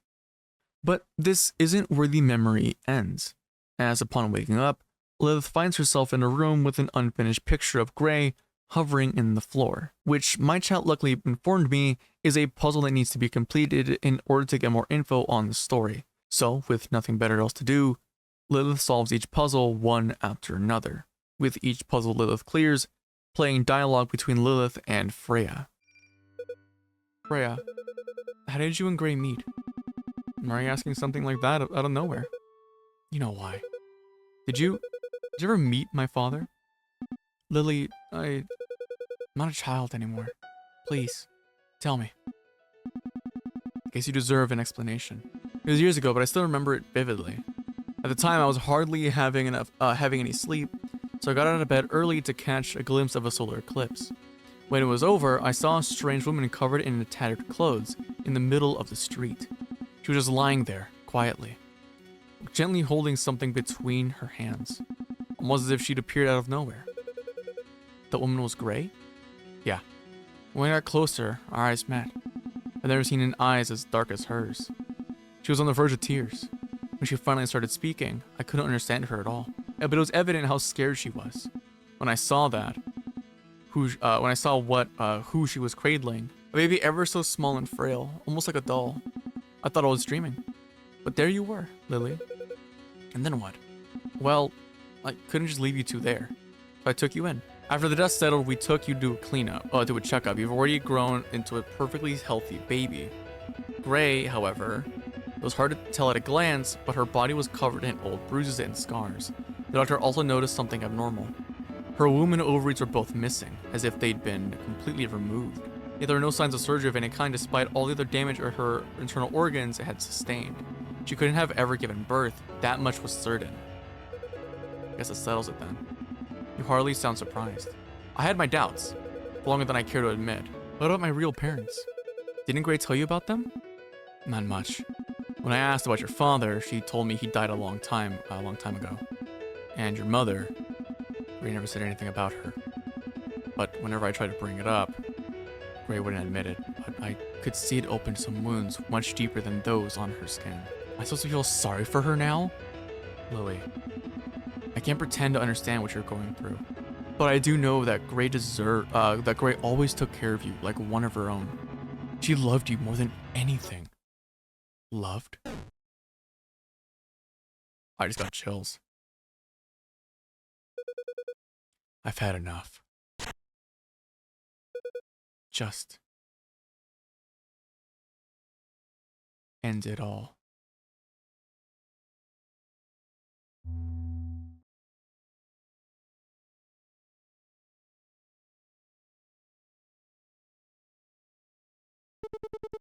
Another one bites the dust. And boy, did they take their sweet time. Oh well. At least they ended up becoming quite a juicy little morsel. Oh? Strange.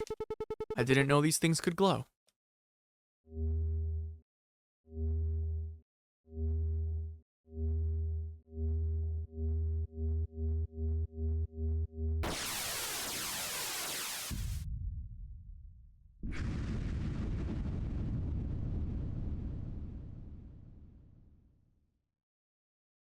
What? What? Who's this?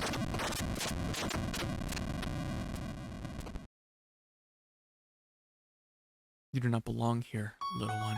Oh. Let's get the shit out of me, I'm not gonna lie.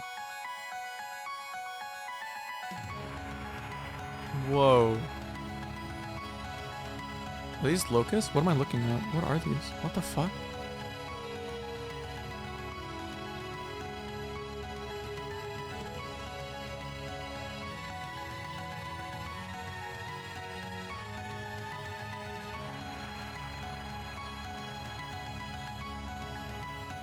What? Whoa. What? Gray?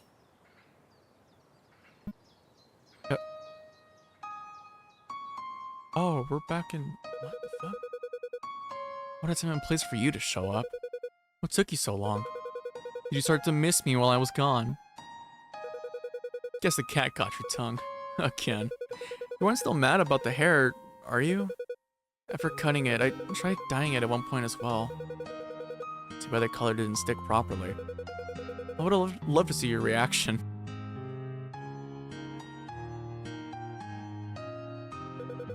Here we go again with that judgmental leer.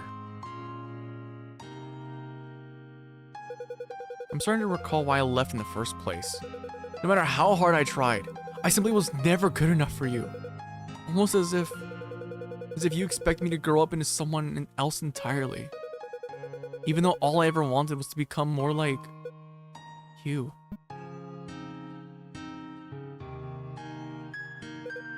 So why? Why didn't you tell me anything?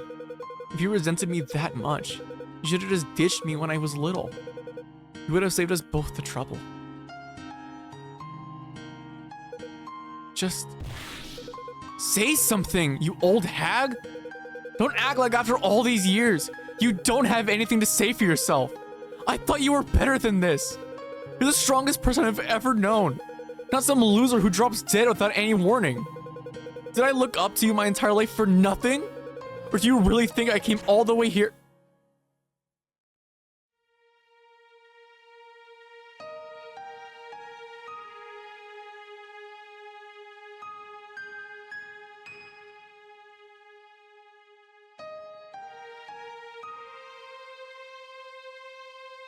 Aww. Whoa, hey, wow, we can't show this!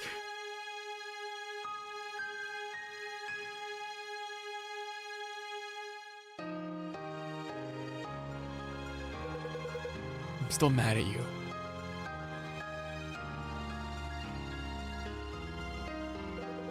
I just wish you were here to hear that.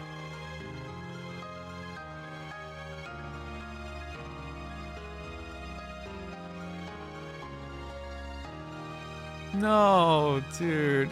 Oh my god. She called her mom. No. Are we playing as... Oh, we are. Grace dead? Yeah. The sealed envelope on the table. Addressed to you. Would you like to open it? Yes. Inside the envelope is a small pendant along with a handwritten letter. Should you read it? For those defects and for no other evil, we now are lost and punished just with this. We have no hope and yet we live in longing. What? What? Wait, where's B? Seems we're one short. What happened to them? Beats me. What an interesting development. Stranger, making it this far should be commendable. But this cannot detect a strong devotion within you. Under normal circumstances, an aimless soul would slowly fade away at the depths of this compound. Yet here you stand before us. The situation is quite unorthodox. Nevertheless, we can't have you remain here. As long as you leave in peace, this is willing to make a contract with you. So tell us, what is it you desire? Desire? I'm not sure if I've ever given it a proper thought. Surely there is something your soul craves. Power, wealth, love, or maybe something you've lost. Something very important. Could you really fulfill something like that? Who, what are you exactly? Demons? Gods? Answers to such questions would be meaningless to you, stranger. But I'll say this much. Your desire, no matter how great, is beyond the realm of possibilities.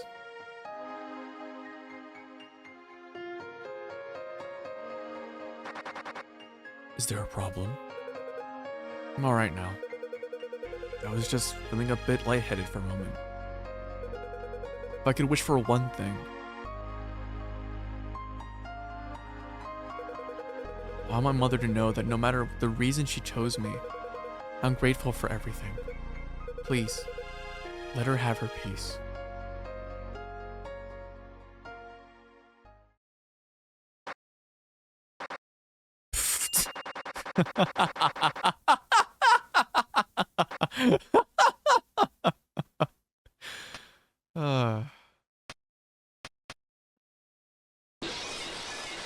Oh, what the fuck? Well said, stranger.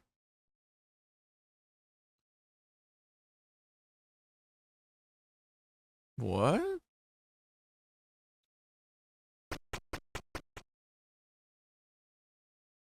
She actually gets to meet her mom?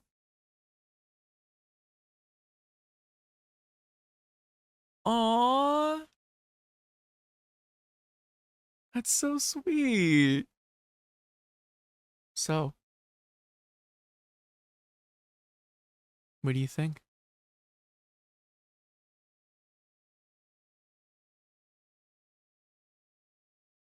To be perfectly honest, Your Highness, I find it a bit too sophisticated for my taste. Never to mince any words as per usual. Long time ago, people gave that name to the brightest star of the sky. I wish that one day she'll shine just as bright. What? What's happening? Until then,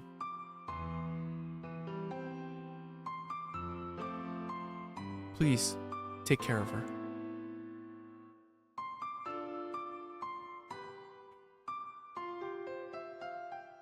VoidStranger. Wow. Lilith. Ah, okay. And just like that, Lilith's story comes to a close. Or does it? Seriously? I'm supposed to live in this rundown shack? Well, excuse me, Your Excellency.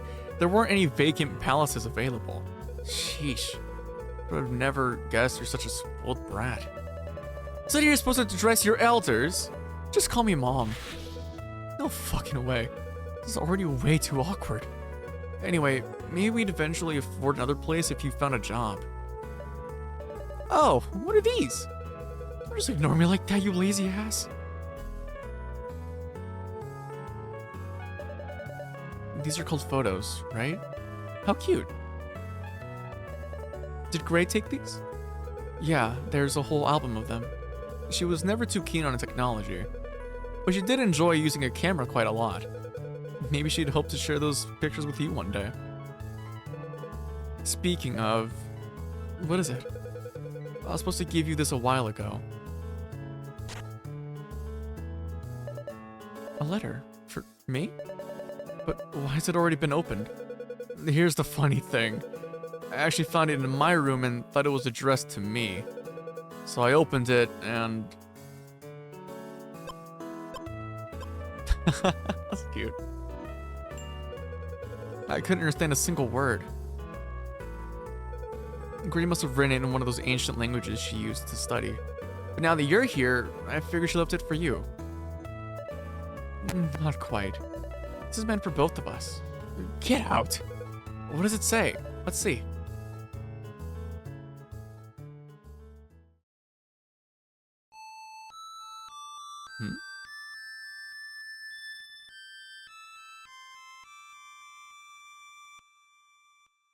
Wait, what? You know, you shouldn't pour on someone else's letter like that.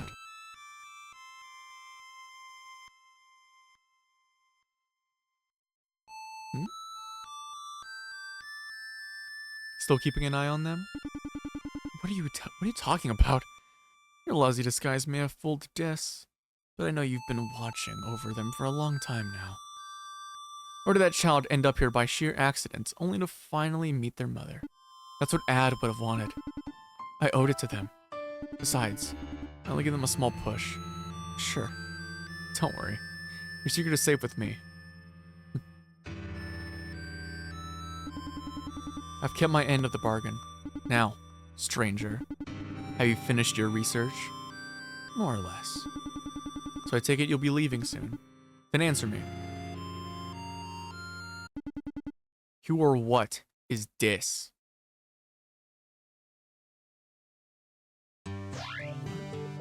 What? I surmise this place was originally some sort of a research facility, governed by an entity known as DIS. Unfortunately, even I'm not able to access the true depths of this compound, so the details remain hazy. The main server has been locked behind mechanically surveilled areas.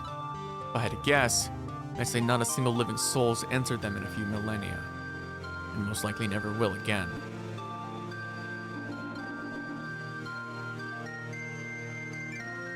However, there were a few remote memory units I was able to access. Wait, does this explain? What the? I'm so fucking confused right now.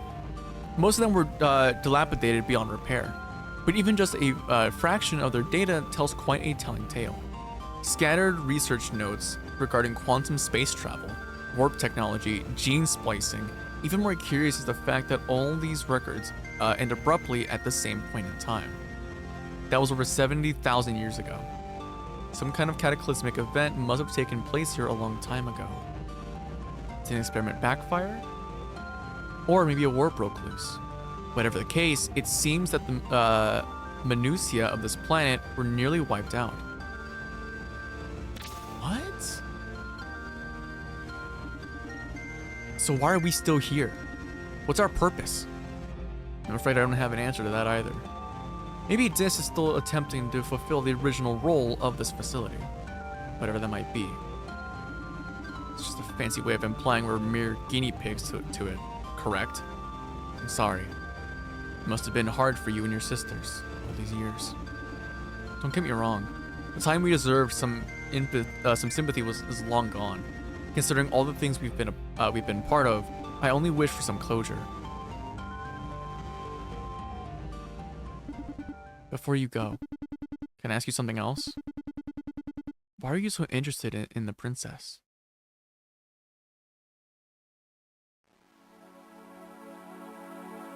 This will probably sound pretty silly to you, but she reminded me of someone, that's all. Guess we're in the same boat.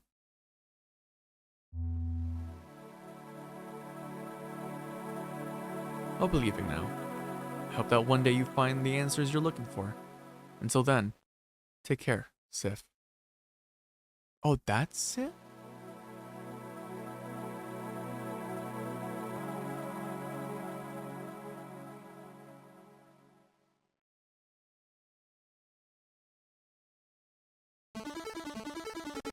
What? Project Love Ranger 20XX VoidStranger. What? Presented by devs, I guess. Game by I can barely read that. No, this is not the fucking end. I just got chills. Completely forgot B.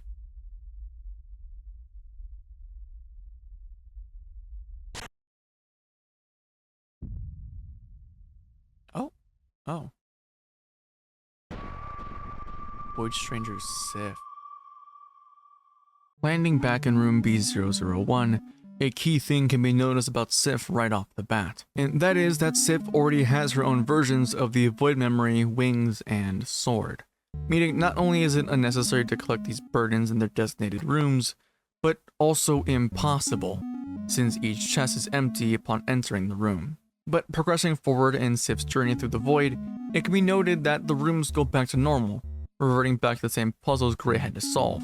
But a unique thing about Sif, though, is the interactions that she has with the birch trees, noting that she refers to them as Lotus Eater machines. Aside from that, her interactions with Tail reveals a little bit more about what's going on. Sif? Is that you? Long time no see, Tail. Indeed. How long has it been?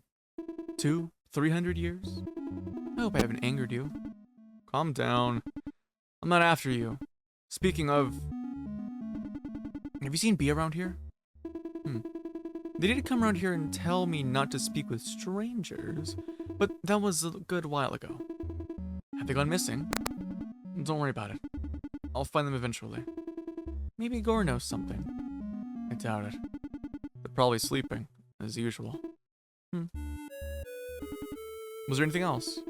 I'm not sure if this is of any help to you, but someone else did pass by earlier. What about it? It was Mon. Mon? Are you certain? I didn't see them properly. They were groping my scales. I don't usually mind that much, yet something about their touch made me feel uncomfortable. Like I'd felt something similar before. Certainly Mon. Did they talk to you? No, but they were muttering something about heading towards the 7th circle. Lev's territory. You sound concerned. Mon should be dead. Lev themselves killed them back then. Or so I thought. Something doesn't add up. Worrying does us little good. Just stay vigilant for now. I'll do my best. Good luck with your search, Sif. And so, with their new mission in hand, Sif makes her way to the 7th domain, ruled by Lev, where something odd happens. Like, we're only 30 levels out from the end of the game already, so... Wait, what was that? You guys see that? Oh, you guys can see it behind my head, but hang on, maybe that'll happen again, hang on. They went under the rocks, and they fell. That's an impossible spot for me to get in. What? Wait, why are these question marks?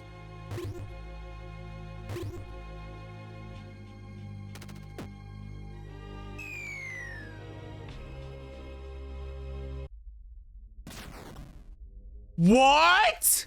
Following these footsteps, Sif ends up in Mon's lair, which forces Sif to traverse through a gauntlet of levels that are more difficult than anything seen in Lilith's route.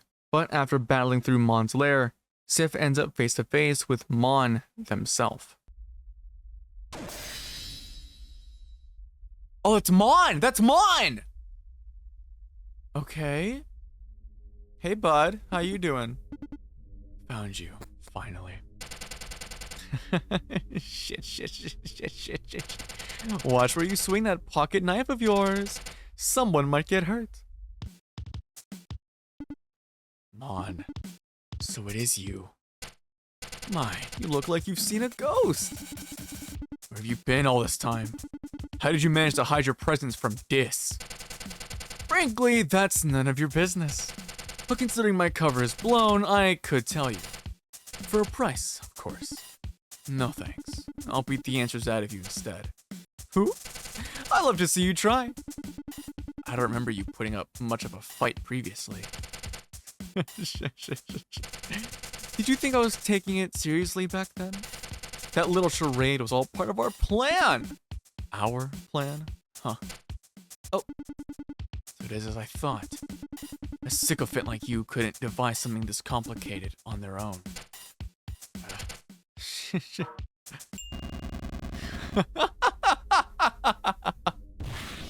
A simple slip of the tongue won't get you anywhere.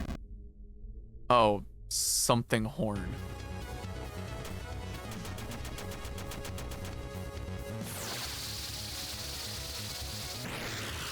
Oh fuck.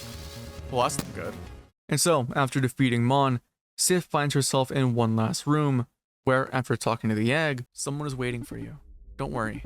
They're okay. Don't ask how I know. Sif falls down the hole and reunites with B.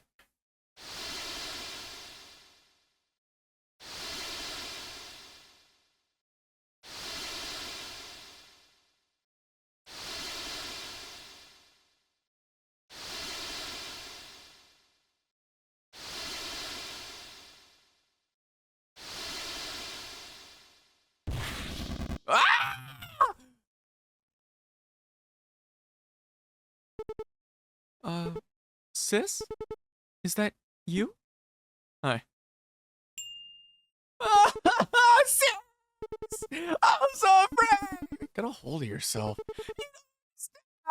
I saw Lord Ad after all these years! But then that's not possible. He's dead. No? No! This must be a trick! That mortal! This must have been their work! B. I'll find them, then I'll crush them, mangle them, shred them, tear them limb.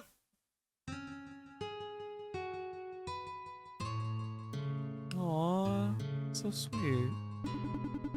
I'm so glad you're okay. Never scare me like that ever again, you hear me?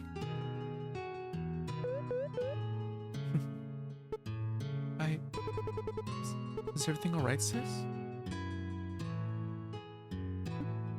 Yeah. I'm fine now. You sure? Then what happened to your hair? You don't like it? Quite the opposite. It fits your fat horns perfectly. You donkey.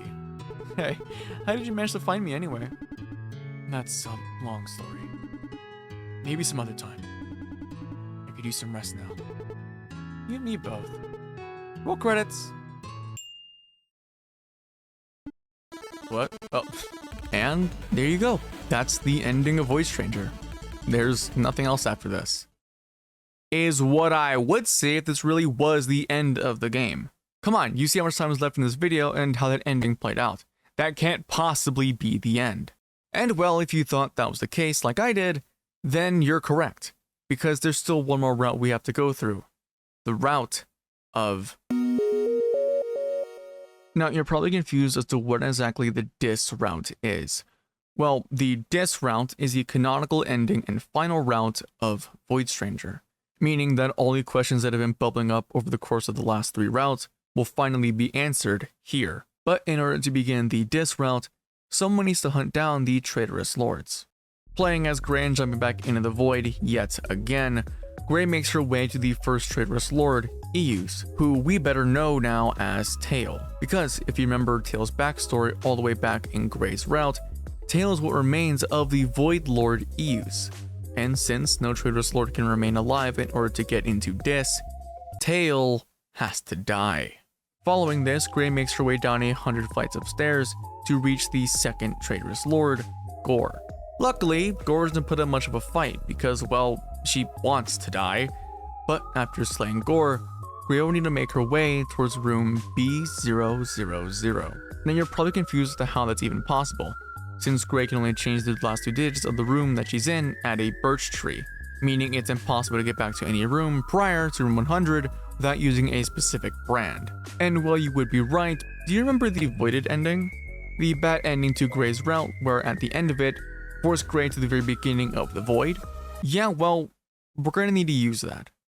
You see, the thing with these statues is that they're not only statues representative of the Void Lord Sif, but actively act as a way to send Gray back to the very beginning of the void.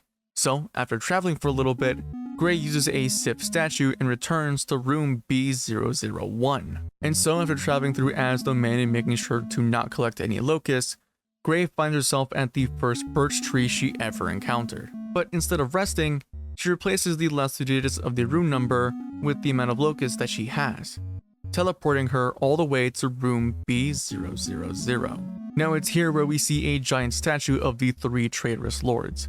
The snake for Eus, the centipede for Mon, and a misshapen slug for Gore. Notably, the centipede is grayed out, meaning that killing Mon isn't really necessary at all, since Mon's section of the statue is pretty much already vulnerable. But after seeing the seals around the statue go up in flames and the statue disappear, Gray gets access to the final item of VoidStranger. Now the seals are broken, and we are now able to get the very last item in VoidStranger.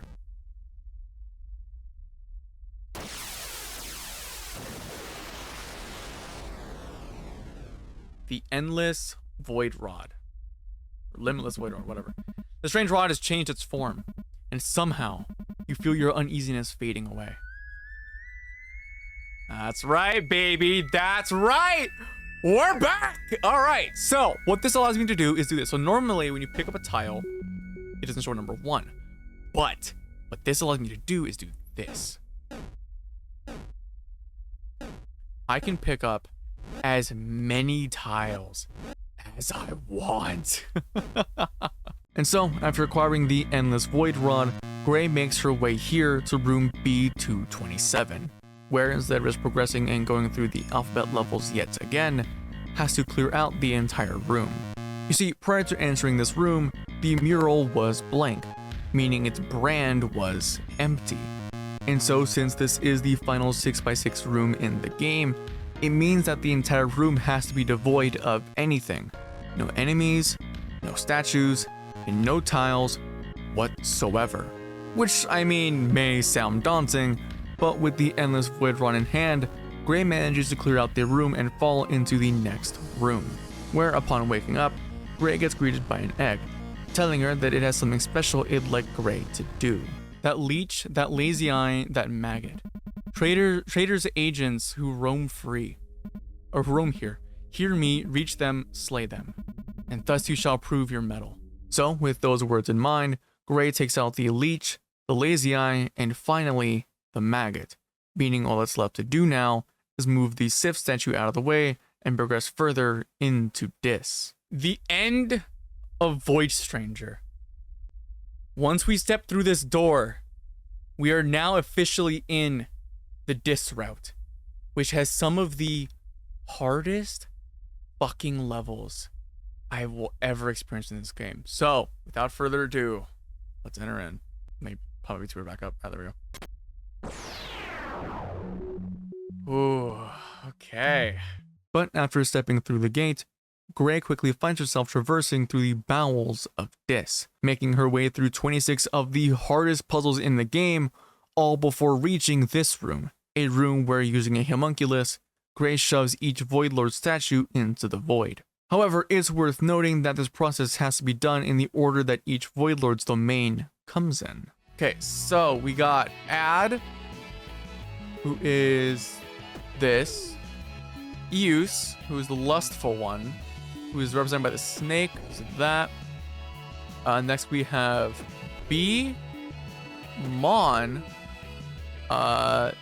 Tan,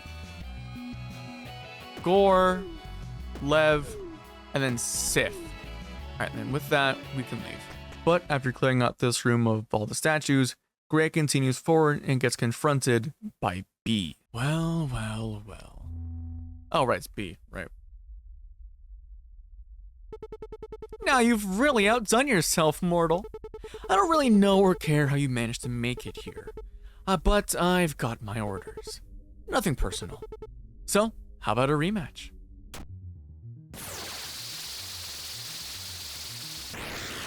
Oh, hell no! Farewell, feeble mortal. Oh, fuck, dude, fuck! What follows is a boss fight with B, where Gray must take out the flies that periodically buzz through the room, making sure to avoid hitting the grayed out illusioned ones and only hitting the darker solid ones. But after enough hits, Gray finally slays B. Put them near me, put them near me, put them near me, please. Yes! Oh my god, I did it! Oh my god, that took so long to do. I'm getting the hell out of here. What follows, though, is a small interaction with Mon, where they inform Gray that simply hitting Sif with the Void Sword won't really do much, and what Gray needs to do instead is use the Endless Void Rod on her. And so, after rightfully shoving Mon into the void, Gray progresses into the next room, where Sif awaits. Oh, you made it here. So that must mean B is already...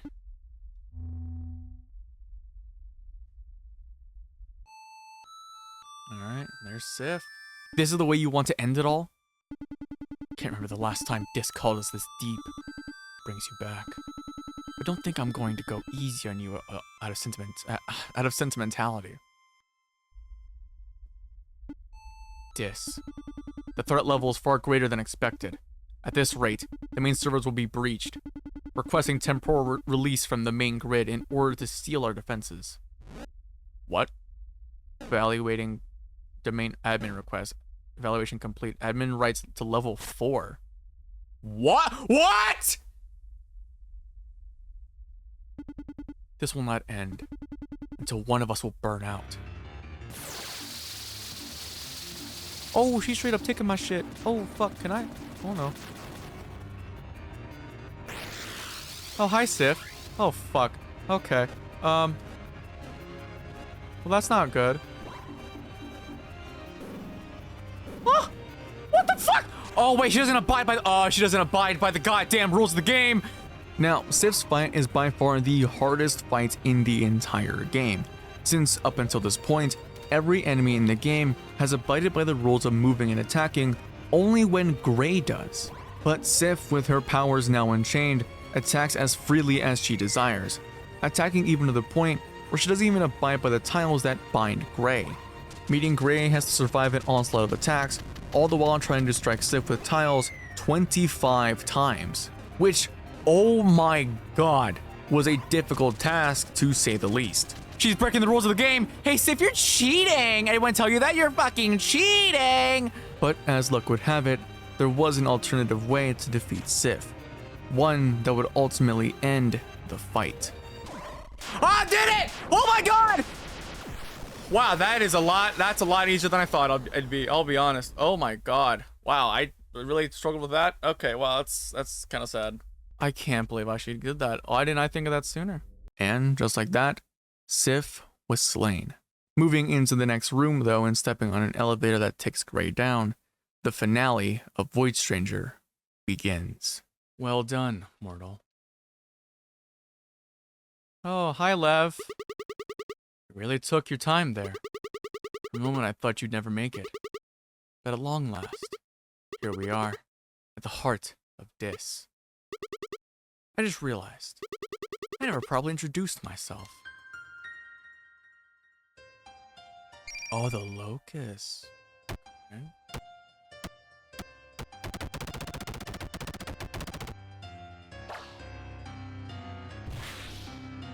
Oh, well, that's concerning. I'm sure they're fine.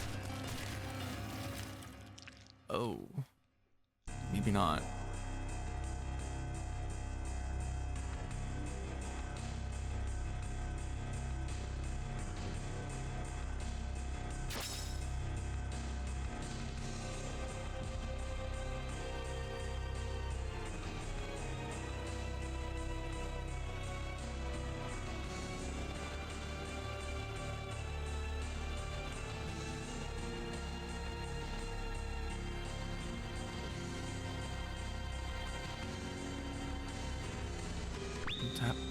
VoidStranger Lev.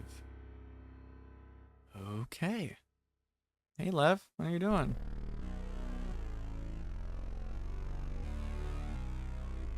Oh, that's not threatening at all. Halt! Why are they just standing there? I don't know what you're planning, and I wish I didn't have to interfere. But you must stop! The true nature of this is far beyond your understanding. I can't let you come into contact with it.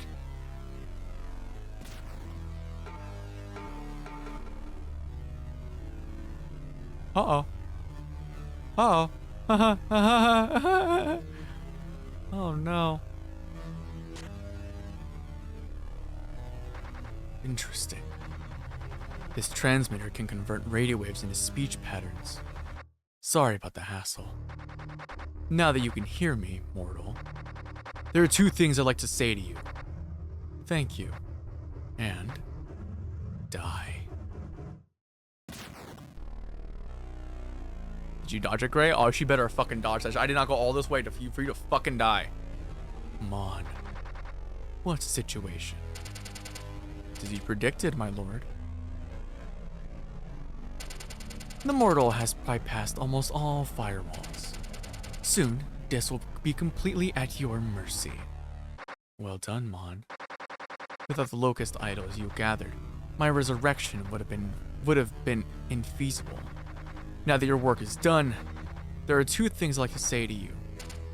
Eh? You aren't serious, sister. Well, Mon's dead. Deserved. Oh. Interesting.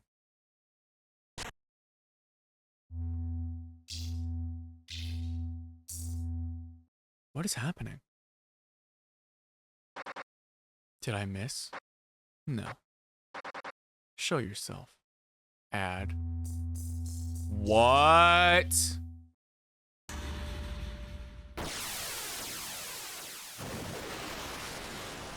What the fuck? My eyes!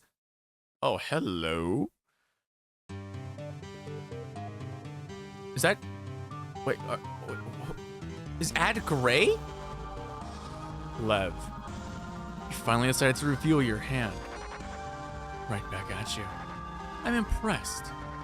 You must have suspected me all along, considering that you wouldn't even entrust me your staff after you disappeared.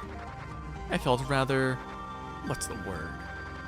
Angry when I found that empty chest in my chamber. Oh, Ad was the one that took it out. Okay. Then again, storing parts of your consciousness in memory states was a brilliant move. Enough. Once I'm done with you, I'll take Dis down with me. Not so fast. You see, thanks to your efforts, Dis is in a rather vulnerable state. And as a precaution, us lords have been granted some administrator rights. Thus, even I can freely access memory states, such as this one. That Lily? You motherfucker. Struck a nerve there. I never understood what Dis saw in these worthless sacks of meat and bones. And yet, we had to continue our endless experiments with them, time and time again. When did you start feeling sorry for them? Was it because of that fool use? Pathetic worm. Leave them out of this. How about a trade? I've been searching and searching, but can't find the first memory state. The moment of our creation. You are holding it, aren't you? Give it to me, and you can have your precious pile of flesh. Take it.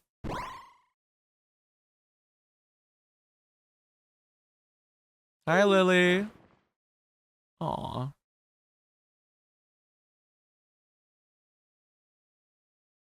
Are they gonna have a tender moment now? Are you okay? I think so. You're gray, right? Though you look different. How lovely. I'm afraid this will be the end of your mushy reunion. At the very least, I can assure you that the final moments of your middling existence will be truly magnificent. Rise, Devanam Indra Sakra. Well, this can't be good.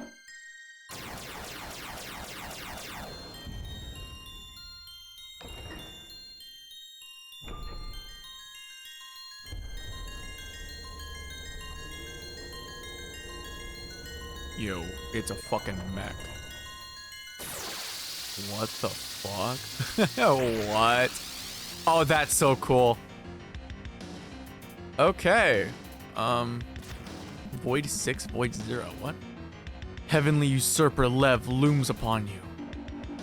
Anti-gravity field. You too will cease to exist. Black hole. Stop! Both of you! Oh, it's Lily. What do you think you're doing?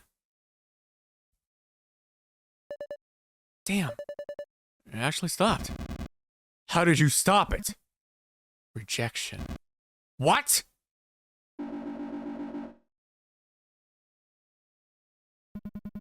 This wasn't designed for us, Lev. All this time, it's been looking for something. Or someone. And now, finally, she has awakened. No! Don't tell me! It's Lily? It's been looking for Lily? That this naked monkey is worthy? I will not accept it! Well, I'm sure this is probably fine. Wait, so Lily was supposed to pilot that thing? Why? I will wipe out your very existence! I will erase your history! For I am the new ruler of heavens! Well, okay then. Dramatic much? Are they gone? I'm afraid not. Even in their imagined state, Lev was able to create a massive distortion within time and space. There's no telling what will happen if they're left to their own devices. I must follow them and end what I started. I came this far already. Aww. I'm sorry I got you into this mess. All of this must be hard to take in, and I wish I had time to tell you everything. But time is of the essence right now. At the very least, I gotta see you one last time. I can finally move on without regrets. Farewell, Lily. Huh? What? Speak for yourself! Sheesh. You seriously followed me to the end of the world, and now you already plan on leaving me in this dank pit and spout a nonsensical eulogy? Some nerve you've got, that's for sure. I don't think you quite understand the severity of the situation. I know that! This, that, Lev, that, time and space, that. I'm absolutely clueless. Still, when I was waiting for you, I was watching an endless dream. A dream that wasn't my own. Great, or whoever you truly are. You really had it rough, didn't you? Whatever your reasons may have been, thank you for staying by my side all this time. Now let me return the favor. Or did you plan to take on that Lev alone? They seem pretty strong. Not sure how I did it, but if I were able to hold them back for just a moment, it would surely be a big help. So quit being so melodramatic and let me lend you a hand, you oof. You oaf. Let's go together.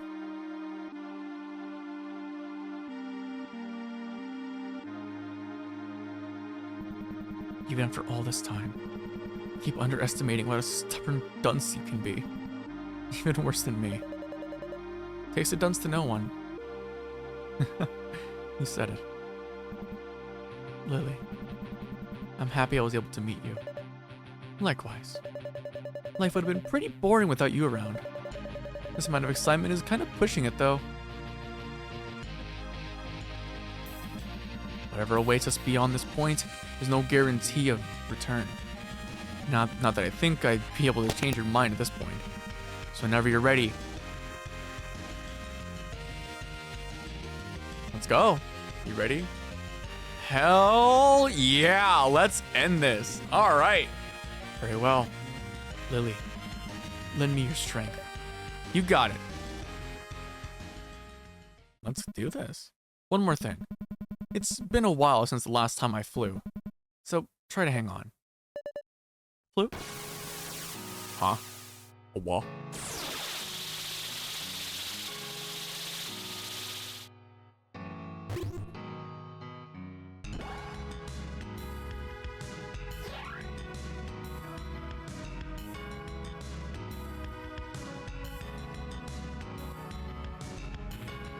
What is going on? What? The hell are we?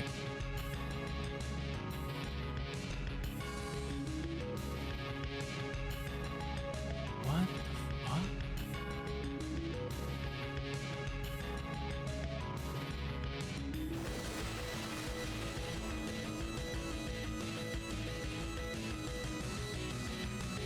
stage start. Stage 0 start. Wait, is that me? Oh my god, it's a fucking hack and slash, or whatever these things are called. Now, this final fight is, at the very least, overstimulating as hell, as Grin and Lily have to actively dodge attacks, all the while dishing out a slurry of attacks themselves. And I'm gonna be completely honest here, I've never played a Touhou game in my life, so this final fight was very hard for me to get through. But after fighting through waves of enemies and fighting Lev one last time, Lev's statue form shatters, revealing Lev's true form, surrounded by 8 symbols. Now, what you're supposed to do in this fight is line up with the diamond you're playing as with Lev's heart, finishing the game. But that isn't exactly what happened, as I accidentally got hit and ended the fight. Which, by the way, you only get one shot at doing. But it's fine, since no matter if you get hit or line up the diamond with Lev, the ending cutscene remains the same. Oh, fuck. Is that bad?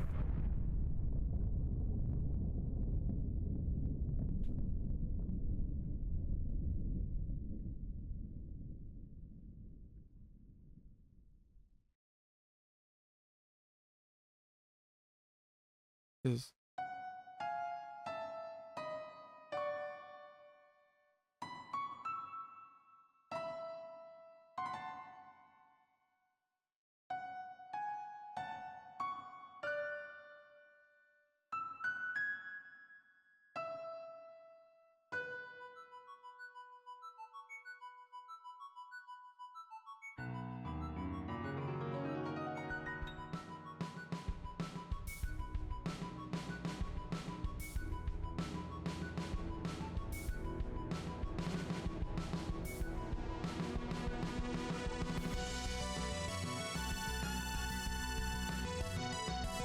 That's it?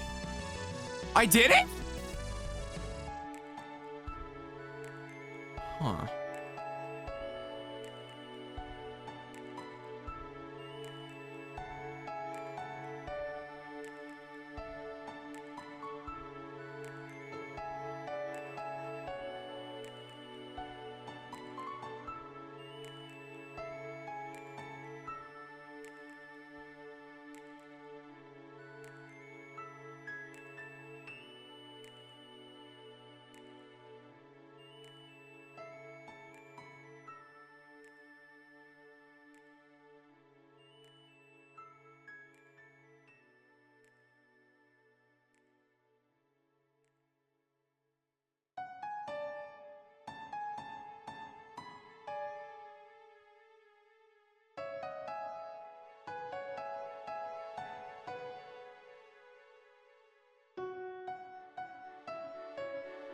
What is this tapestry?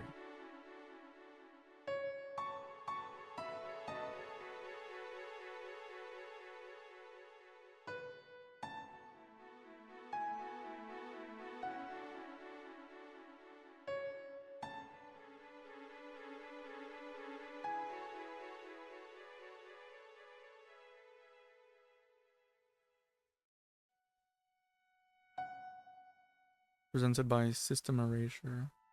Oh, it's on the brand.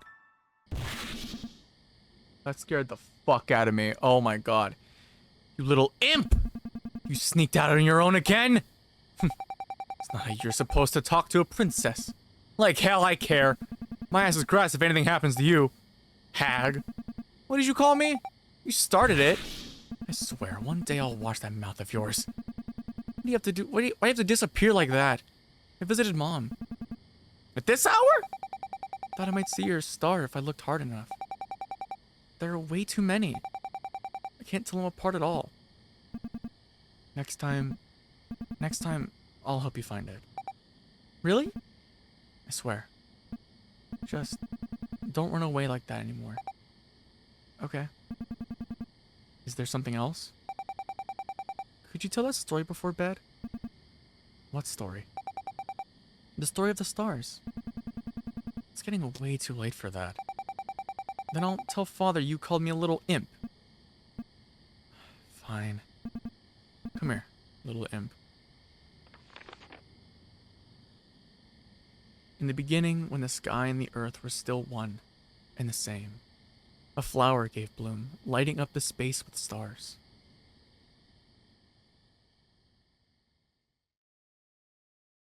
Aww. Just like that, it's over. Now you're probably confused as to what the hell just happened. And don't worry, I was too. But it turns out that before Lily and Gray chased down Lev into space, Lev opened a wormhole that sent them back in time to the point right before an alien ship crashed into Earth. Now, I'm not exactly sure what their goal was here by doing this, but by killing Lev, Gray and Lily also managed to destroy any remnants of the alien ship and its armada, meaning that Lily and Gray effectively created a new timeline where the events leading up to this moment never happened, meaning there was never any trouble with Johan, no falling out between Gray and Lilith, and that Lily was never trapped in the void to begin with. Although that last one isn't quite the case, because in the final moments of this cutscene, the spirits of the Void Lords can be seen taking Lily back down to Earth. The only issue is that this is still in the past, long before the medieval era where Lily originates from, meaning that Lily is, once again, alone and stuck somewhere she probably doesn't want to be. The only upside to this, however, is that Gray and somehow Lilith, Lily's daughter, still end up together side by side in this new timeline. Although it's worth noting that it's during the medieval era instead of the modern one, which certainly raises questions, but it's one that the game never answers, meaning all that's left to do is to stare up at the sky and reminisce about days long gone.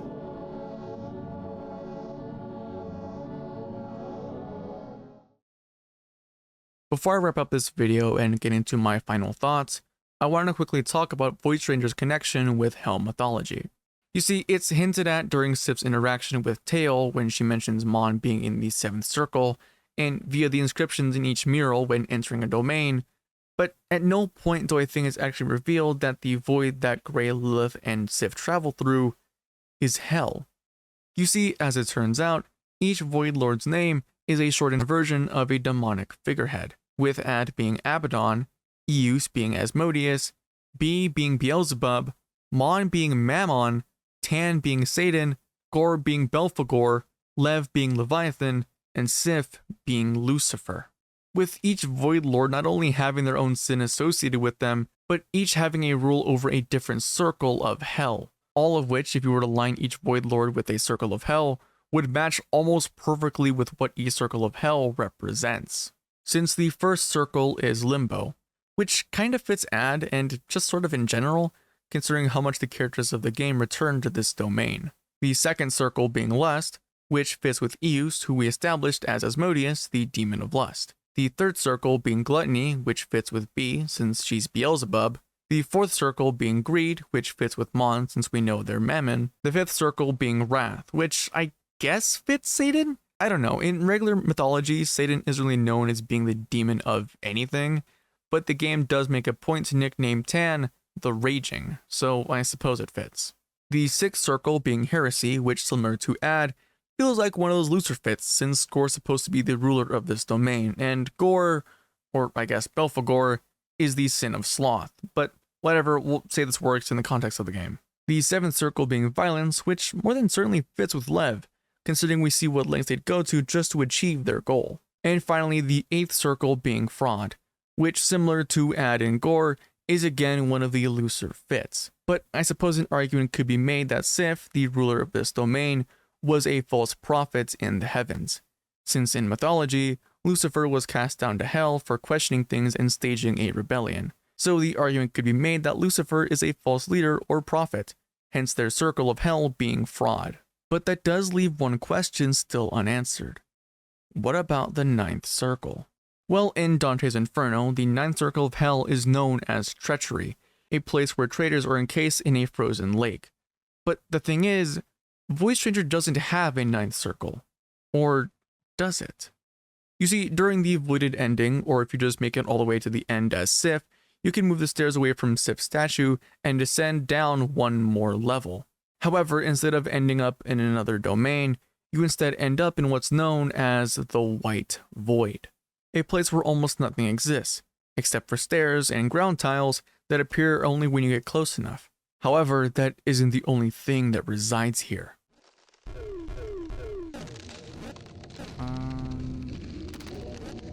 What the fuck is that? What the fuck is that? What is that? Pause. Nah, no. No, we're not doing this. No, I'm turning the fucking lights on. Dude, no. Are we fucking for real right now? While traversing through the White Void, strange sounds can be heard emanating from somewhere in the void. And while these sounds are certainly unsettling, what accompanies them is even worse. I'm just gonna sit here, my headphones off, whatever happens, happens. I'm gonna sit here eating my food. Something happens, I'm gonna fucking scream and show. What the fuck is that?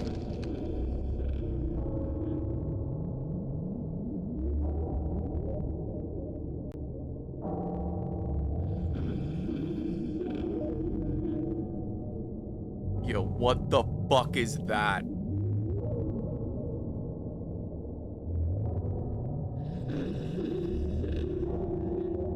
What the fuck?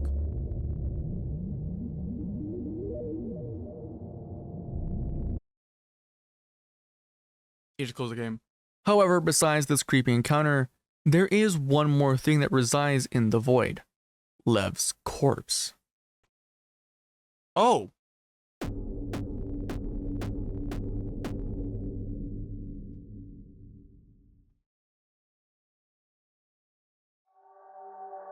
Hmm?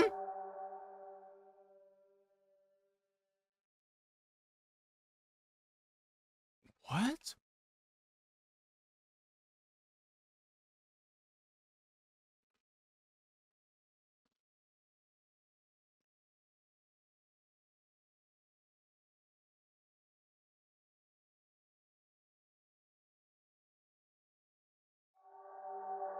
My memory?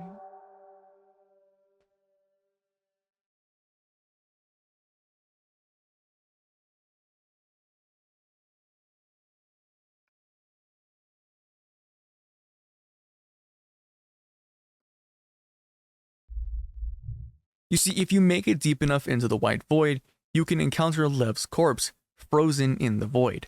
And after talking with Lev, they'll offer to send you back to the very beginning of the game. But the reason to bring this up is because this secret area in VoidStranger is the ninth circle we've been looking for. Since, like I said, the ninth circle of hell is known as treachery, and is a place where traitors get frozen in a lake. And while the White Void isn't exactly a lake, the fact that Lev's corpse can be found frozen here says a lot for the hell connections I've been setting up this entire time. And while yes, I will admit that the game never outright says Lev is a traitorous lord, from the events of the Dis route, it's basically all but confirmed that Lev is a traitorous lord. But alright, I promise I'm done talking about the hell connections now. So now, let's finally wrap up this video with my... So at the end of the day, do I think you should still play VoidStranger even though I just spent this entire video spoiling almost everything? Of course I do, because there are still so many secrets hidden away in this game. From mini-games to secret encounters, to endings that I didn't even touch on. So while yes, I did spoil a sizable chunk of the game, I still hope that you give it a shot, as VoidStranger is one of the best games I have ever played, as it is the only game that's ever brought literal tears to my eyes on more than one occasion. So even though the game is an emotional roller coaster and is one that will thoroughly make you question everything you think you know about the game, I still hope you check it out for yourself and have your own adventure with the game. And if any of the devs are watching, I just want to say thank you. Thank you for crafting a game that has so much love poured into every little corner of it. And thank you as well, the viewer, the person that has managed to stick through this entire video.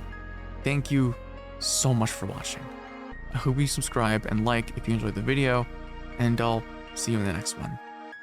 Bye!